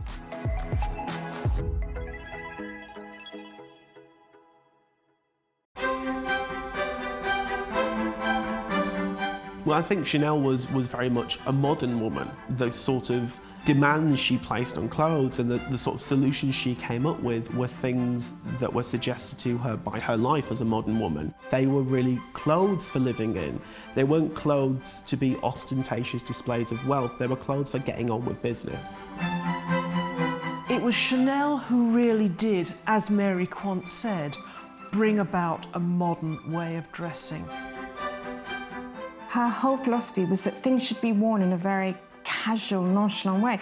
She wanted women to feel comfortable but look elegant. Indisputably, of any 20th century designer, she had the most long-lasting influence, and she was the most original.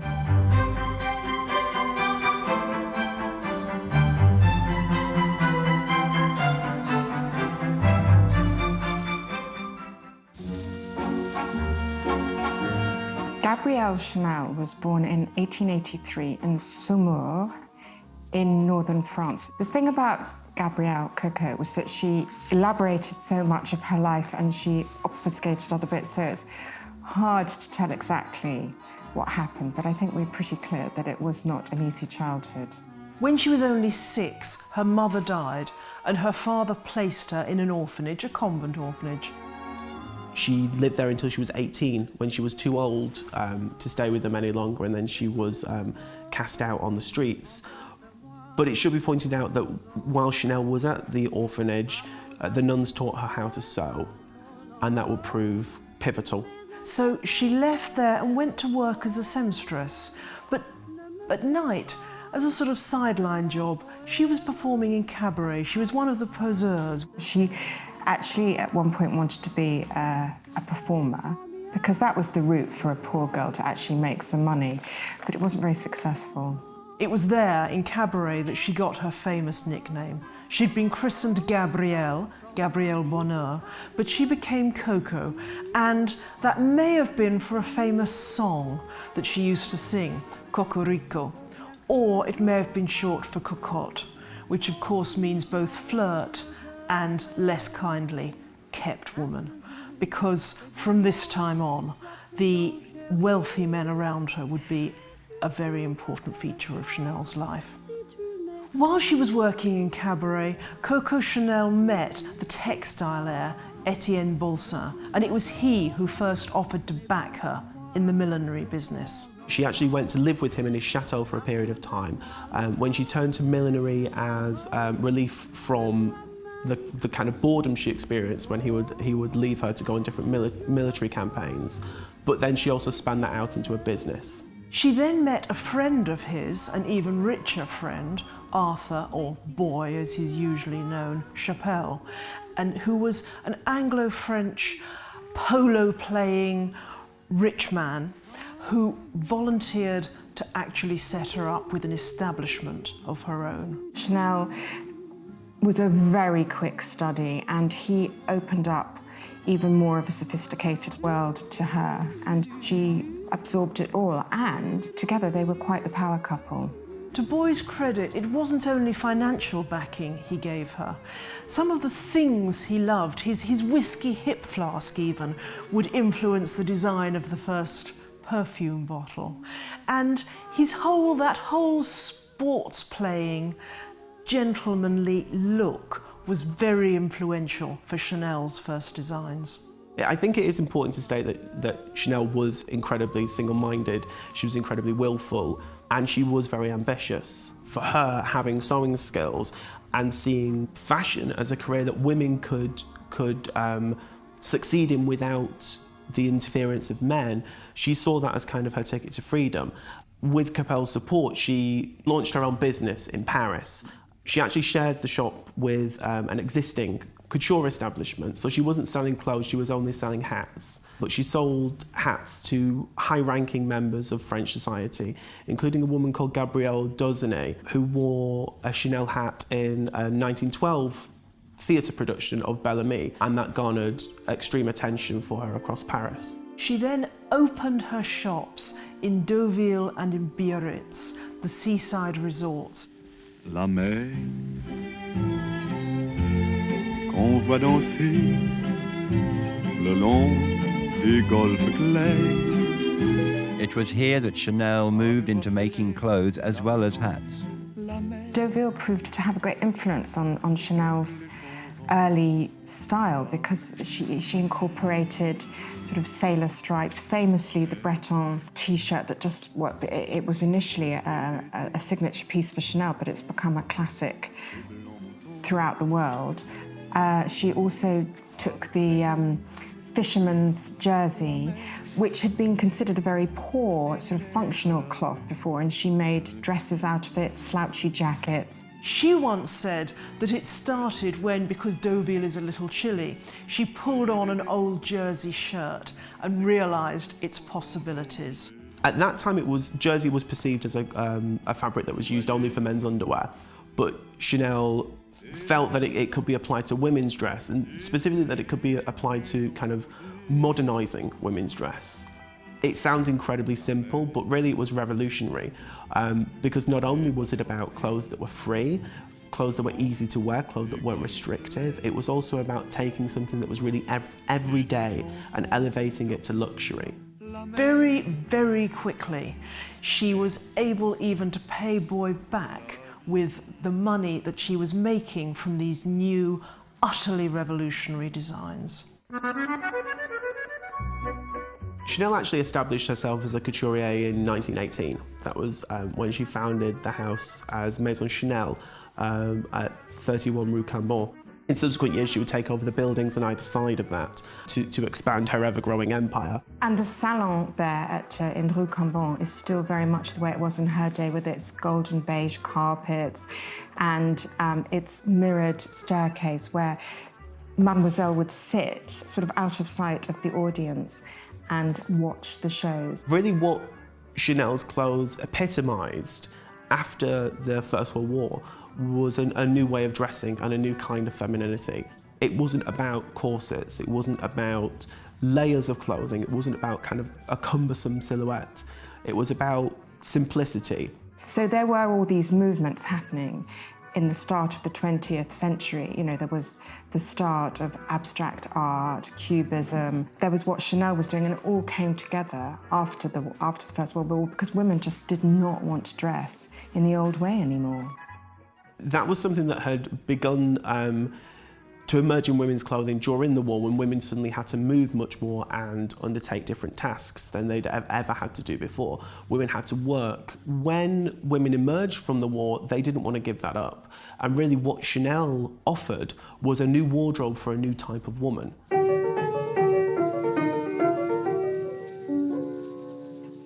Today, it feels like a lot of the symbols of her look are really eternal. And it's really difficult, I think, to perceive how shocking they were at the time. The whole idea of wearing fake jewellery.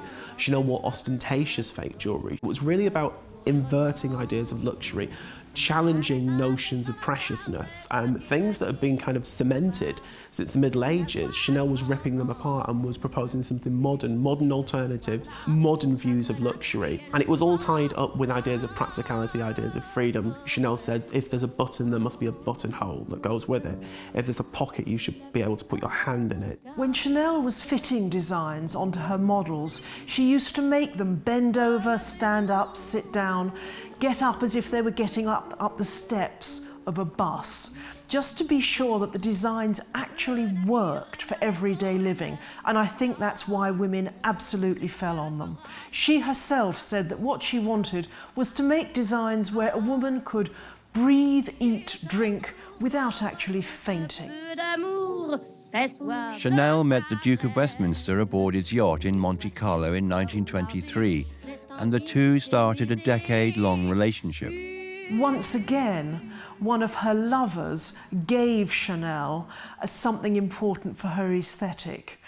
These wonderful British tweeds and the colours that came with them. And of course, tweeds in all their variety of colour and texture are still enormously important for the house of Chanel today. Out of the repeated legends that blossom around Chanel, one remains that she took the double C logo that came to emblemize her fashion house from the lamppost around Westminster. She also started to design sporty clothes, you know, tennis clothes, equestrian clothes. I mean, that was something she got from the Duke of Westminster. She loved British equestrian clothes because, of course, they were very tailored. Because Chanel was very intelligent, she was also a major cultural figure at that time, and she cultivated something of a salon. You know, she was very friendly with Cocteau, she knew Picasso. She did costumes for Ballet Russe, and she designed the costumes for the stage adaptation of Maupassant's Belle Amie. She was a cultivated woman. There was very much this idea that she was plugged into an art scene, and not only that she was a bystander, and not only that she was part of cafe society, but she was an active participant.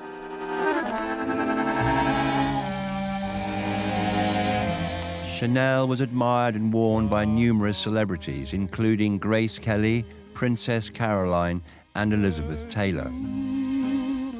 Chanel had many signatures, so you'd wear your poor fisherman's jersey with, you know, a diamond ring, but also why not chuck on a fake pearl necklace as well, and make it a really big, long necklace that you twist around your neck lots of times, because that looks much more fabulous than some polite little real pearl necklace. You know, if you haven't got it, you can still flaunt it, but you get fakes, good fakes. Of course, some of her iconic garments from those early years were the striped sailor shirt, and then, of course, the famous Chanel suit. You could wear your suit and you could go right through from the day through into the evening.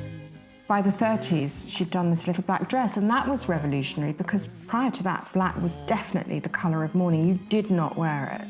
Vogue called it the Ford, the equivalent of Henry Ford's motor car. They wrote that 10 out of 10 women had one, 10 out of 10 women wanted one, and that this really would be the dress of the future, if you like. And they were right. Chanel said that she didn't need to use other colours because black had it all. And I really think for Chanel, this idea of black ties in with these notions of practicality, with these notions of modernity, and also with an idea of shocking people. The idea of dressing somebody in black in the 1920s was a shocking notion. The co-respondent shoe, we can't forget that. That was based on men's shoes, the beigey shoe with the little black tip. Chanel knew that nude shoe made your leg look longer, but she wanted to make it really smart, give it a bit of punch, so she put the black tips on it. Of course, the other thing that she invented was the 2.5 bag, named because it was invented in February 1955. What a brilliant bag. I mean, it's something that women still aspire to, and it's the same design. I think really when you think about Chanel's style, it's this whole idea of form following function, ornament being crime. All these different ideas are coming together. It's the ideas that are influencing across the entirety of European culture, but in fashion they're best represented by Chanel. In 1924, Chanel took a bold step with the creation of Parfum Chanel. Designer perfume had existed previously. The couturier Paul Poiret had founded Parfum Rosine, but he'd never lent his name to a perfume. In 1924, Chanel founded Parfum Chanel and launched her first fragrance, which was called Chanel No. 5. She was very superstitious, Chanel, so number 5 was her lucky number. She chose the mix of the perfumes herself with her nose.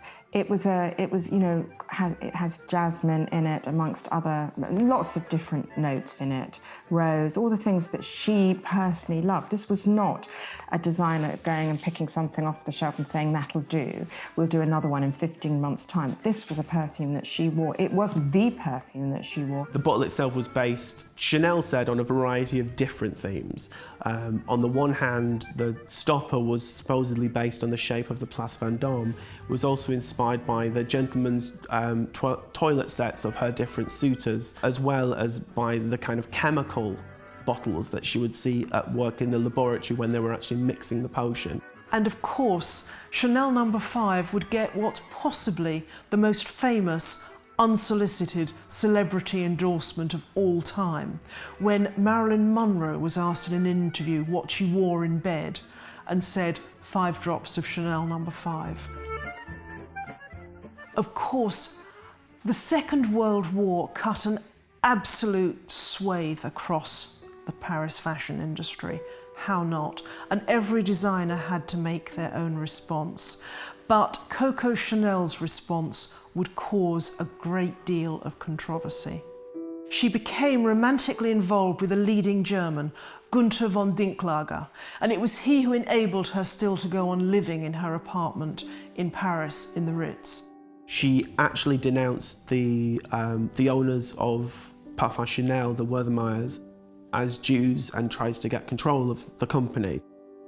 That really was her undoing, because they were very, very tough on collaborators, or should I say collaboratrices, because of course it was the women who bore the brunt of it. You know, they would feather and tar the heads of women who had affairs, and Chanel was very lucky to escape that. I mean, she escaped that because she did escape. She went to live in Switzerland.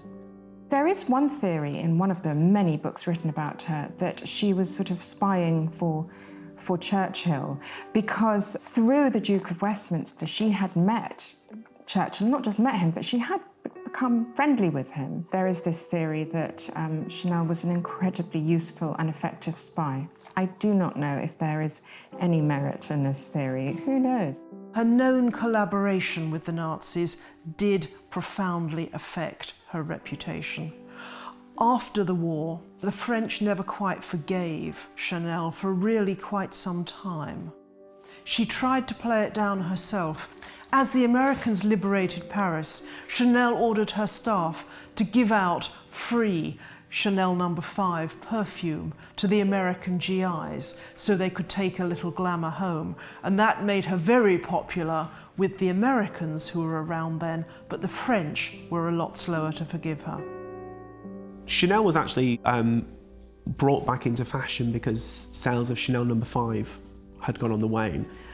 So the owners of Parfum Chanel approached her with a deal, which was that they would cover her living expenses, whatever they were, for the rest of her life, if she would come back and start to make fashion collections again. Chanel presented her comeback collection for spring 1954, and although the collection was well received, particularly by the American press, the French were aghast. They felt that Chanel was out of touch with the times. Chanel herself said that she wanted to make an answer to the ludicrousness of Dior's upholstered, as she called them, clothes, and that in a sense is why she'd come back out of retirement. She launched at that point the cardigan suit, which replaced the structure of tailoring like Dior's with soft quilting to hold layers of tweed against layers of silk. The base of the jacket was weighted with a chain to allow it to hang straight, and that really influenced women's fashion across all different levels. It became the way that women dressed. Women of a certain age and a certain class for the next 50 years. Coco Chanel died on January the 10th, 1971. So Chanel died in 1971. So she had gone from the Victorian era into the modern era. I think the legacy of Coco Chanel is enormous. We almost can't calculate her importance because effectively we are all still wearing Chanel designs today. The stripy t-shirts, the little black dress, just as popular now, if not more so. The suit, the slouchy cardigan jacket. Clothes that you can move in, work in, clothes that just don't constrain the body. For me, she is the 20th century designer because we really are still wearing so much of what she did now.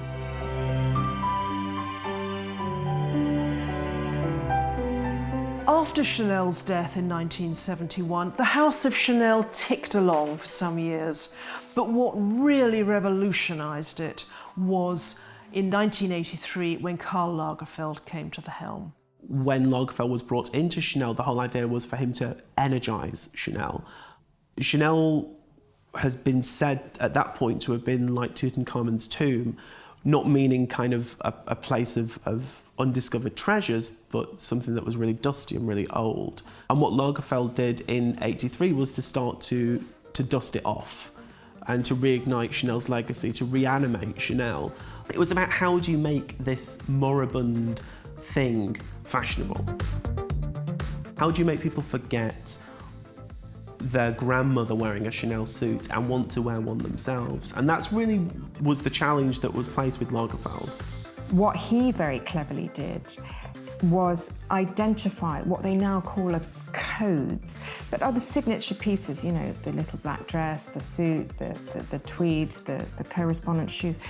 And he has reworked them endlessly for the last 40 years and, you know, often made them ridiculous, deliberately.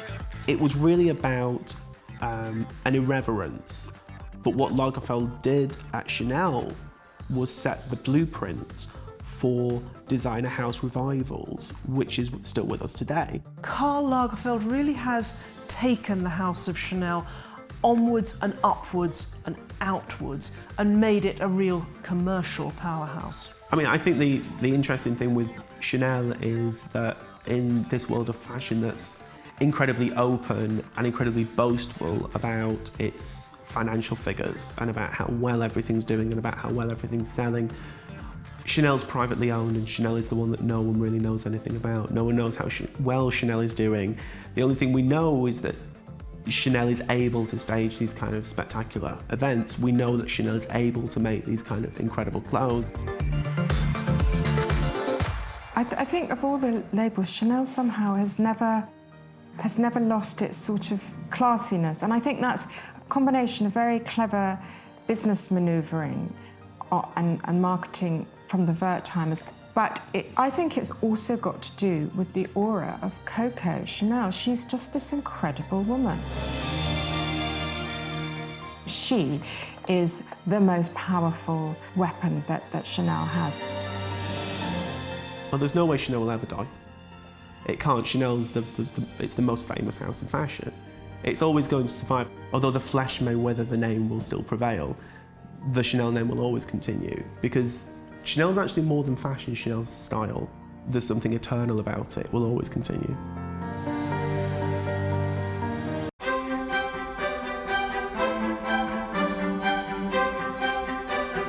Really what he was designing for and what kind of singled him out was this idea of designing for a kind of independent woman. It's fashion that is looking to separates, to clothing that is made of a wide range of materials, not just the usual things that you would expect from couture. It was focused on cuts, on superb fabrics, on clothes that weren't fussy. His clothes stood for a certain kind of streamlined elegance.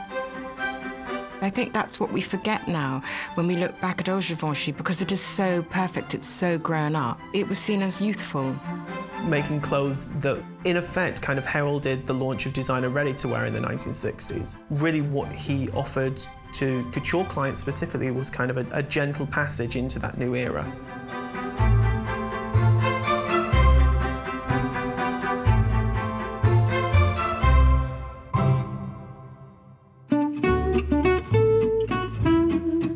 Hubert de Givenchy was born to an aristocratic family in Oise, France on February 21st, 1927. Hubert de Givenchy was born as a member of the French aristocracy. His father died when he was quite young and he was raised around his mother and his maternal grandmother. As with so many aristocrats of the time, there was a real sort of appreciation for luxury, for textiles as part of that, and also a background within his family of textile mills. The family had a textile company which must have been extremely helpful when wanting to be a designer. So he developed a sort of rather refined taste and knowledge of fabrics early on. Aged 10, Hubert visited the 1937 World's Fair in Paris and was instantly inspired. This event, in conjunction with his love of textiles, played a large part in a young Givenchy promptly deciding that his future lay somewhere in fashion design. It exposed him as kind of a creatively influenced youngster to textiles from all around the world. And really that was the idea of being exposed to something very different to the high French couture of that time. That connection between commerce and making and manufacturing, and the role of textiles within design was really fundamental from the start for him. He saw fabrics from all over the world. This made him want to explore more, it made him want to see more of the world, and I think he sniffed freedom from the mother and the grandmother, and Paris, here he came. When he was 17, he went to the École des Beaux-Arts to pursue a career in fashion design. That was his aim from his earliest upbringing. When you think what was happening in Paris at that time with the Nazi occupation, that people were still going to college and learning the art of couture is extraordinary. And then his first apprenticeship was with Jacques Vath. He began an apprenticeship for the designer Jacques Vath, who his family members knew personally. The next 7 years saw him continuing to learn the art of the couturier from Robert Piguet and doing designs for Lucien Lelong. He worked for Lucien Lelong, so someone who was really important within the Chambre syndicale, and someone who was also really canny in understanding the importance of America, in understanding the importance of consolidating an idea of what your fashion house stands for. When he worked at Lucien Lelong, he actually worked alongside Christian Dior and Pierre Balmain, who were both designing at the same time, as well as Marc Boa. He would have been exposed to what were some of the largest and best couture ateliers in Paris. The world still looks to Paris, despite its temporary eclipse during the war, as the historic source of creative fashion, a position it has maintained for centuries.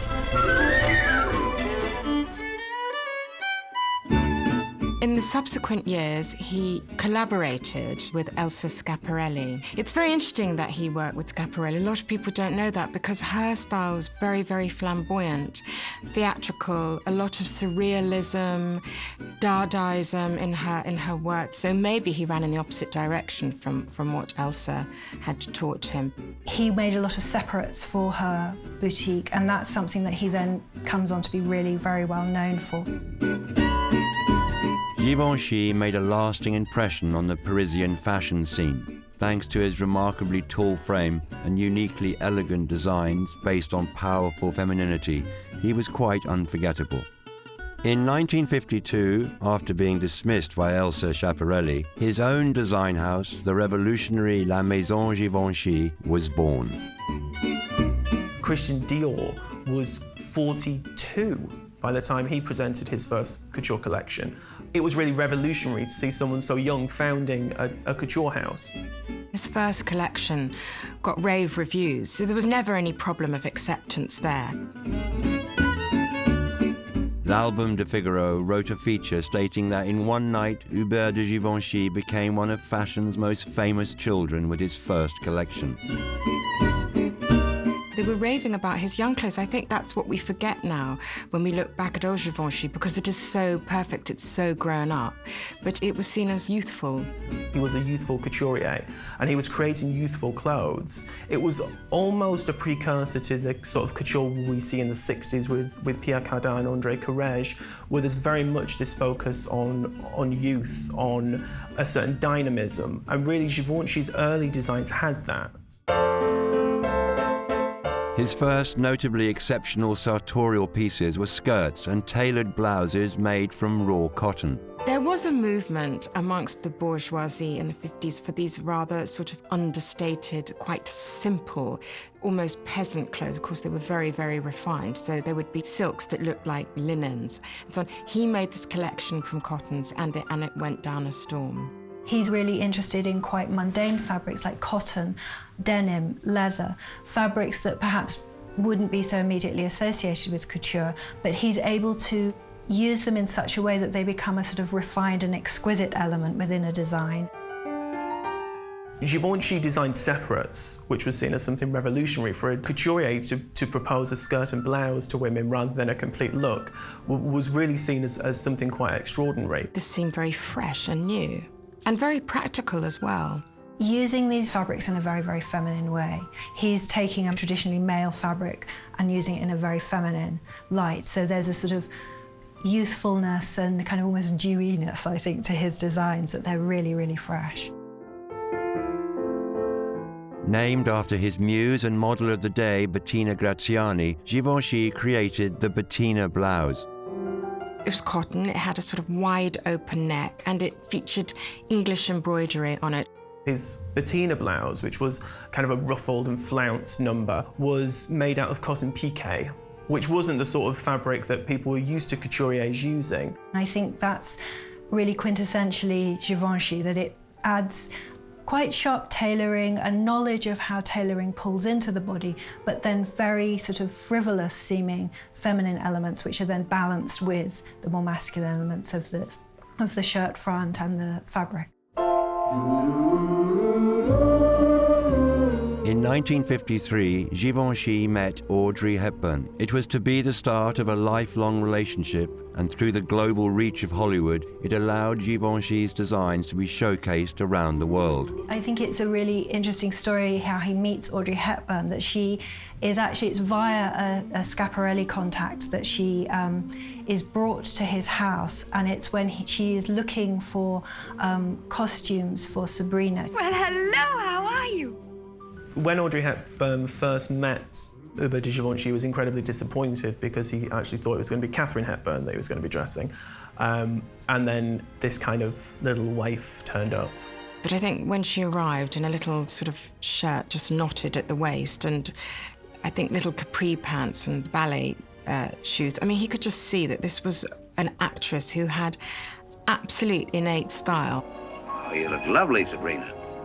He sort of describes her as coming in and having quite a sort of eclectic, eccentric style, but incredibly charming within that. And I think it's that kind of meeting of someone, in Audrey Hepburn's case, who was fascinated by clothing, but had not yet found her oeuvre, if you like. She hadn't quite found the design that spoke of her body, that spoke of her idea of femininity.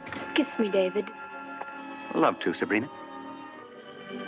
He dressed her for Sabrina to great acclaim, and also found that she had a genuine love for fashion. She was born in Belgium, so they had kind of an affinity in terms of that European upbringing.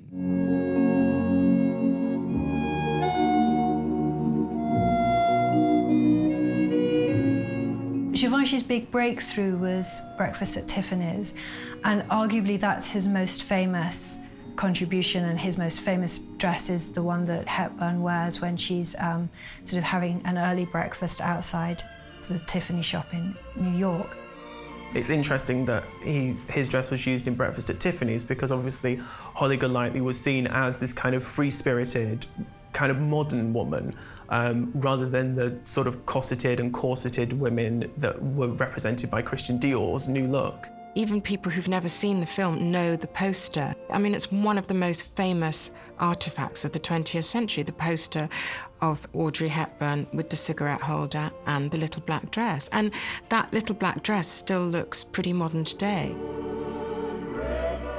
The dress is a column dress. It's more sophisticated, it's a more grown-up idea of evening wear. After that, she had it written into her contract that I am dressed by Hubert, and it's rather a smart thing to have done. The fact that he continually dressed her throughout all of her films, they stand as kind of archetypes for what people understood as Givenchy's style, which was a style that was very spare, that was focused on cuts, on superb fabrics, on clothes that weren't fussy. I think that's really what his clothes stood for, a certain kind of streamlined elegance.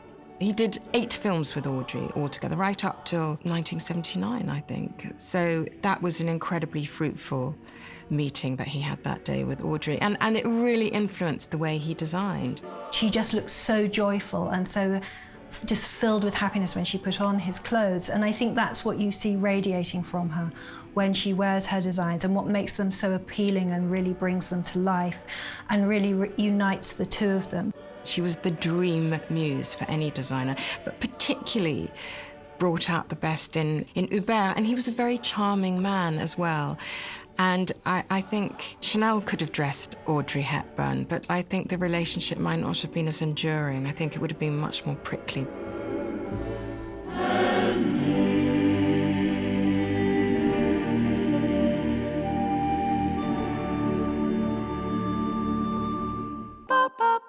At the age of 25, Hubert de Givenchy was the youngest designer in the developing Parisian fashion scene. He had become very famous in a short space of time. Givenchy's credibility expanded when he met Cristobal Balenciaga. That same year, one of Givenchy's designs was on the cover of Life magazine. What happened really is that Balenciaga became a mentor for Givenchy. The way that Balenciaga would remove restrictions from clothes, you know, he didn't want to upholster women the way that Dior has been accused of doing. I think really that translated into Hubert de Givenchy's designs, but with less grandeur, with less drama, something that was more realistic, something that was more everyday almost. And so what you see is more classical line to a line that's more architectural and more considered. And, you know, he even moves his couture house so that he's opposite Balenciaga. So there's sort of physical proximity as well as sort of intellectual and creative proximity between the two of them. Givenchy and Balenciaga collaborated in 1957 to create a new silhouette called the sac, a loose dress lacking a defined waistline. Designs which become so famous, like the sack-back dress, which is an interesting modernist rethinking of an 18th century style that puts weight onto the back of a dress so it sort of flows down from the shoulders. It was extremely elegant and very hard to do well. And it was very, very fresh because, you know, we'd had all this focus on the waist and the buffy big skirts. I can't really think of another example where you have designers, couturiers, working so closely together and being so explicit about it and not being kind of egotistical and having to claim it for themselves, but that it's something that's come out of talking together, working together in a shared aesthetic.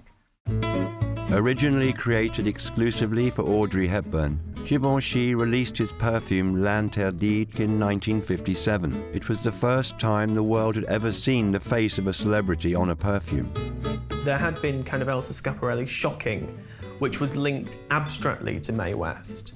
But L'Interdit was the first time that a celebrity had openly endorsed a couturier's perfume. It was really significant in that it had so much deeper resonance because of their existing relationship. He'd made it specially for her originally, which is, I think, such a lovely thing. I mean, so often now when designers launch perfumes, they've just gone to Procter & Gamble and sort of taken something off the shelf. The fact that this man had developed this perfume for one woman is really quite magical.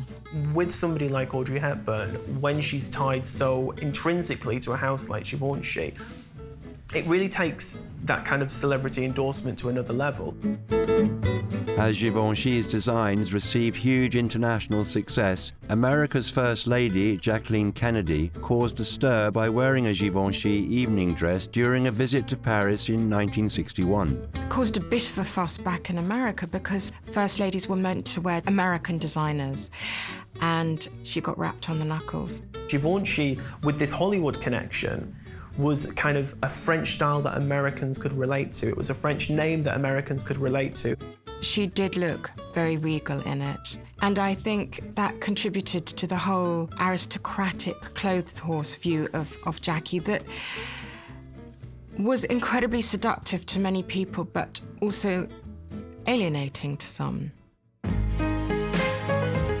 Throughout the 1960s, fashion changed and the ready-to-wear market boomed. Givenchy retained much appeal, particularly with women of the aristocracy such as Wallis Simpson, the Duchess of Windsor and the Princess Grace. Givenchy had that kind of confidence of aristocracy, that assurance of knowing his position in society. And I think what drew them to Givenchy was that his clothing was always very proper, that it was very beautifully designed and made, it was flattering, it was wearable. It was drawing attention to the woman for the right reasons. I think the interesting thing with Wallis Windsor wearing Givenchy to the Duke of Windsor's funeral is really to see that in the continuum of her style. She was said to be the most elegant woman alive, and the fact that she chose Givenchy for such a pivotal moment is incredibly important. It's a real stamp of what he stood for at that point in French fashion, which I think was a stand for tradition, but not necessarily a stand for staidness.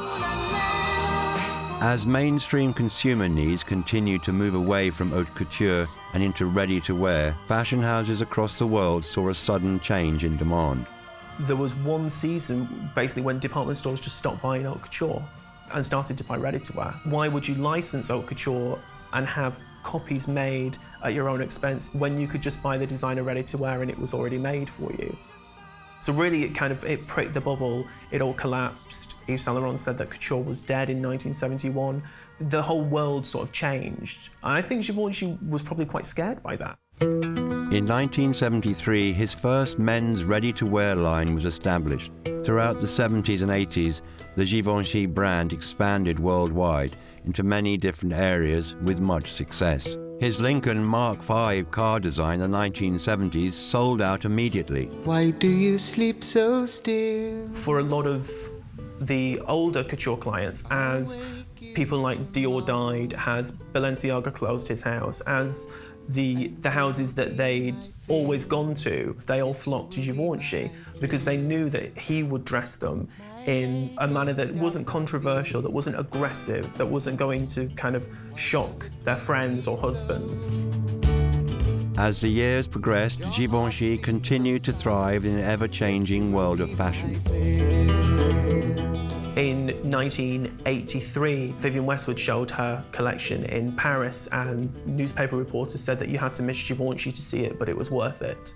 And really that kind of sets the pace for Givenchy, who was continuing in a very quiet way, but certainly not reacting to kind of the new landscape of fashion. In 1988, Givenchy decided to sell his fashion house to the LVMH group. I think he was coming to the end of his career. He was increasingly out of sync with contemporary fashions.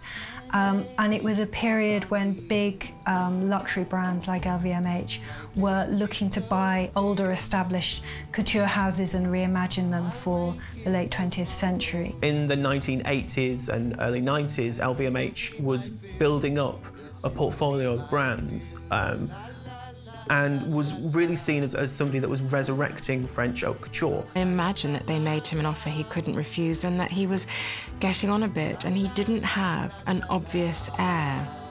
I think it was the continuation of his name. They were really seen as kind of saviours of French fashion. I think what Givenchy hoped to do by selling his house to LVMH was to secure its future. Givenchy continued to design for the house until 1995, when he would present his ultimate collection. It then went through quite a sort of rapid succession of designers. John Galliano was there prior to going to Dior. McQueen was there quite unhappily for a brief spell. Julian MacDonald was there for a brief spell. The onus there was really on ready-to-wear and on making something that had an impact at ready-to-wear and an impact at haute couture. It wasn't so much about dressing people anymore, it was about creating these images that would sell Givenchy perfume, that would sell Givenchy makeup and would also sell accessories. Then Riccardo Tisci took over, and really what he has done is rethink what Givenchy stands for, but still very much focusing on youth. He's got great friendship with Kanye West and Kim Kardashian. They have been at a lot of his shows, they wear the clothes, Rihanna wears the clothes. It's become very sexy. There's a sense of sort of youthfulness and being inspired by street culture, subculture. So it's a very different kind of Givenchy, but staying true to some of its original ideals. It's a new way of looking at houses and looking at existing fashion houses in the 21st century, is this idea of going in, taking the name and then doing whatever you want underneath it. And I really think that's why Givenchy is successful now. It's because of Riccardo Tisci, because of people reacting to his aesthetic rather than necessarily reacting to the name Givenchy or the legacy of the house. The Givenchy brand continues to be a world leader in the global fashion industry. Throughout his career, Hubert de Givenchy was nominated for an Academy Award for Funny Face, featured on the International Best Dress list, and received a Lifetime Achievement Award. There have been exhibitions of his work around the world, and he has been an inspiration to many designers.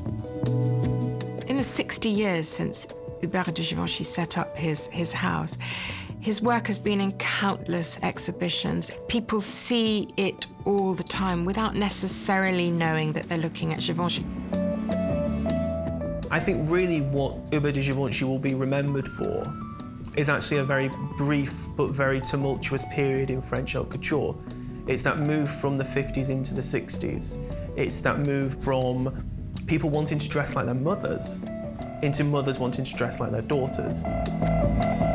I think he's someone who had a very successful house, a very successful career. I think he was very good at disseminating and publicising his look through collaboration with Hepburn and other stars.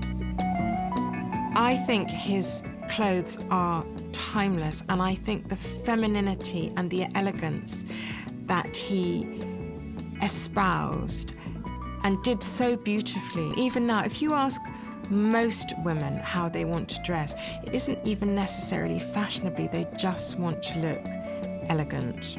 They would love that, wouldn't we all? And I think that's what Givenchy did for women.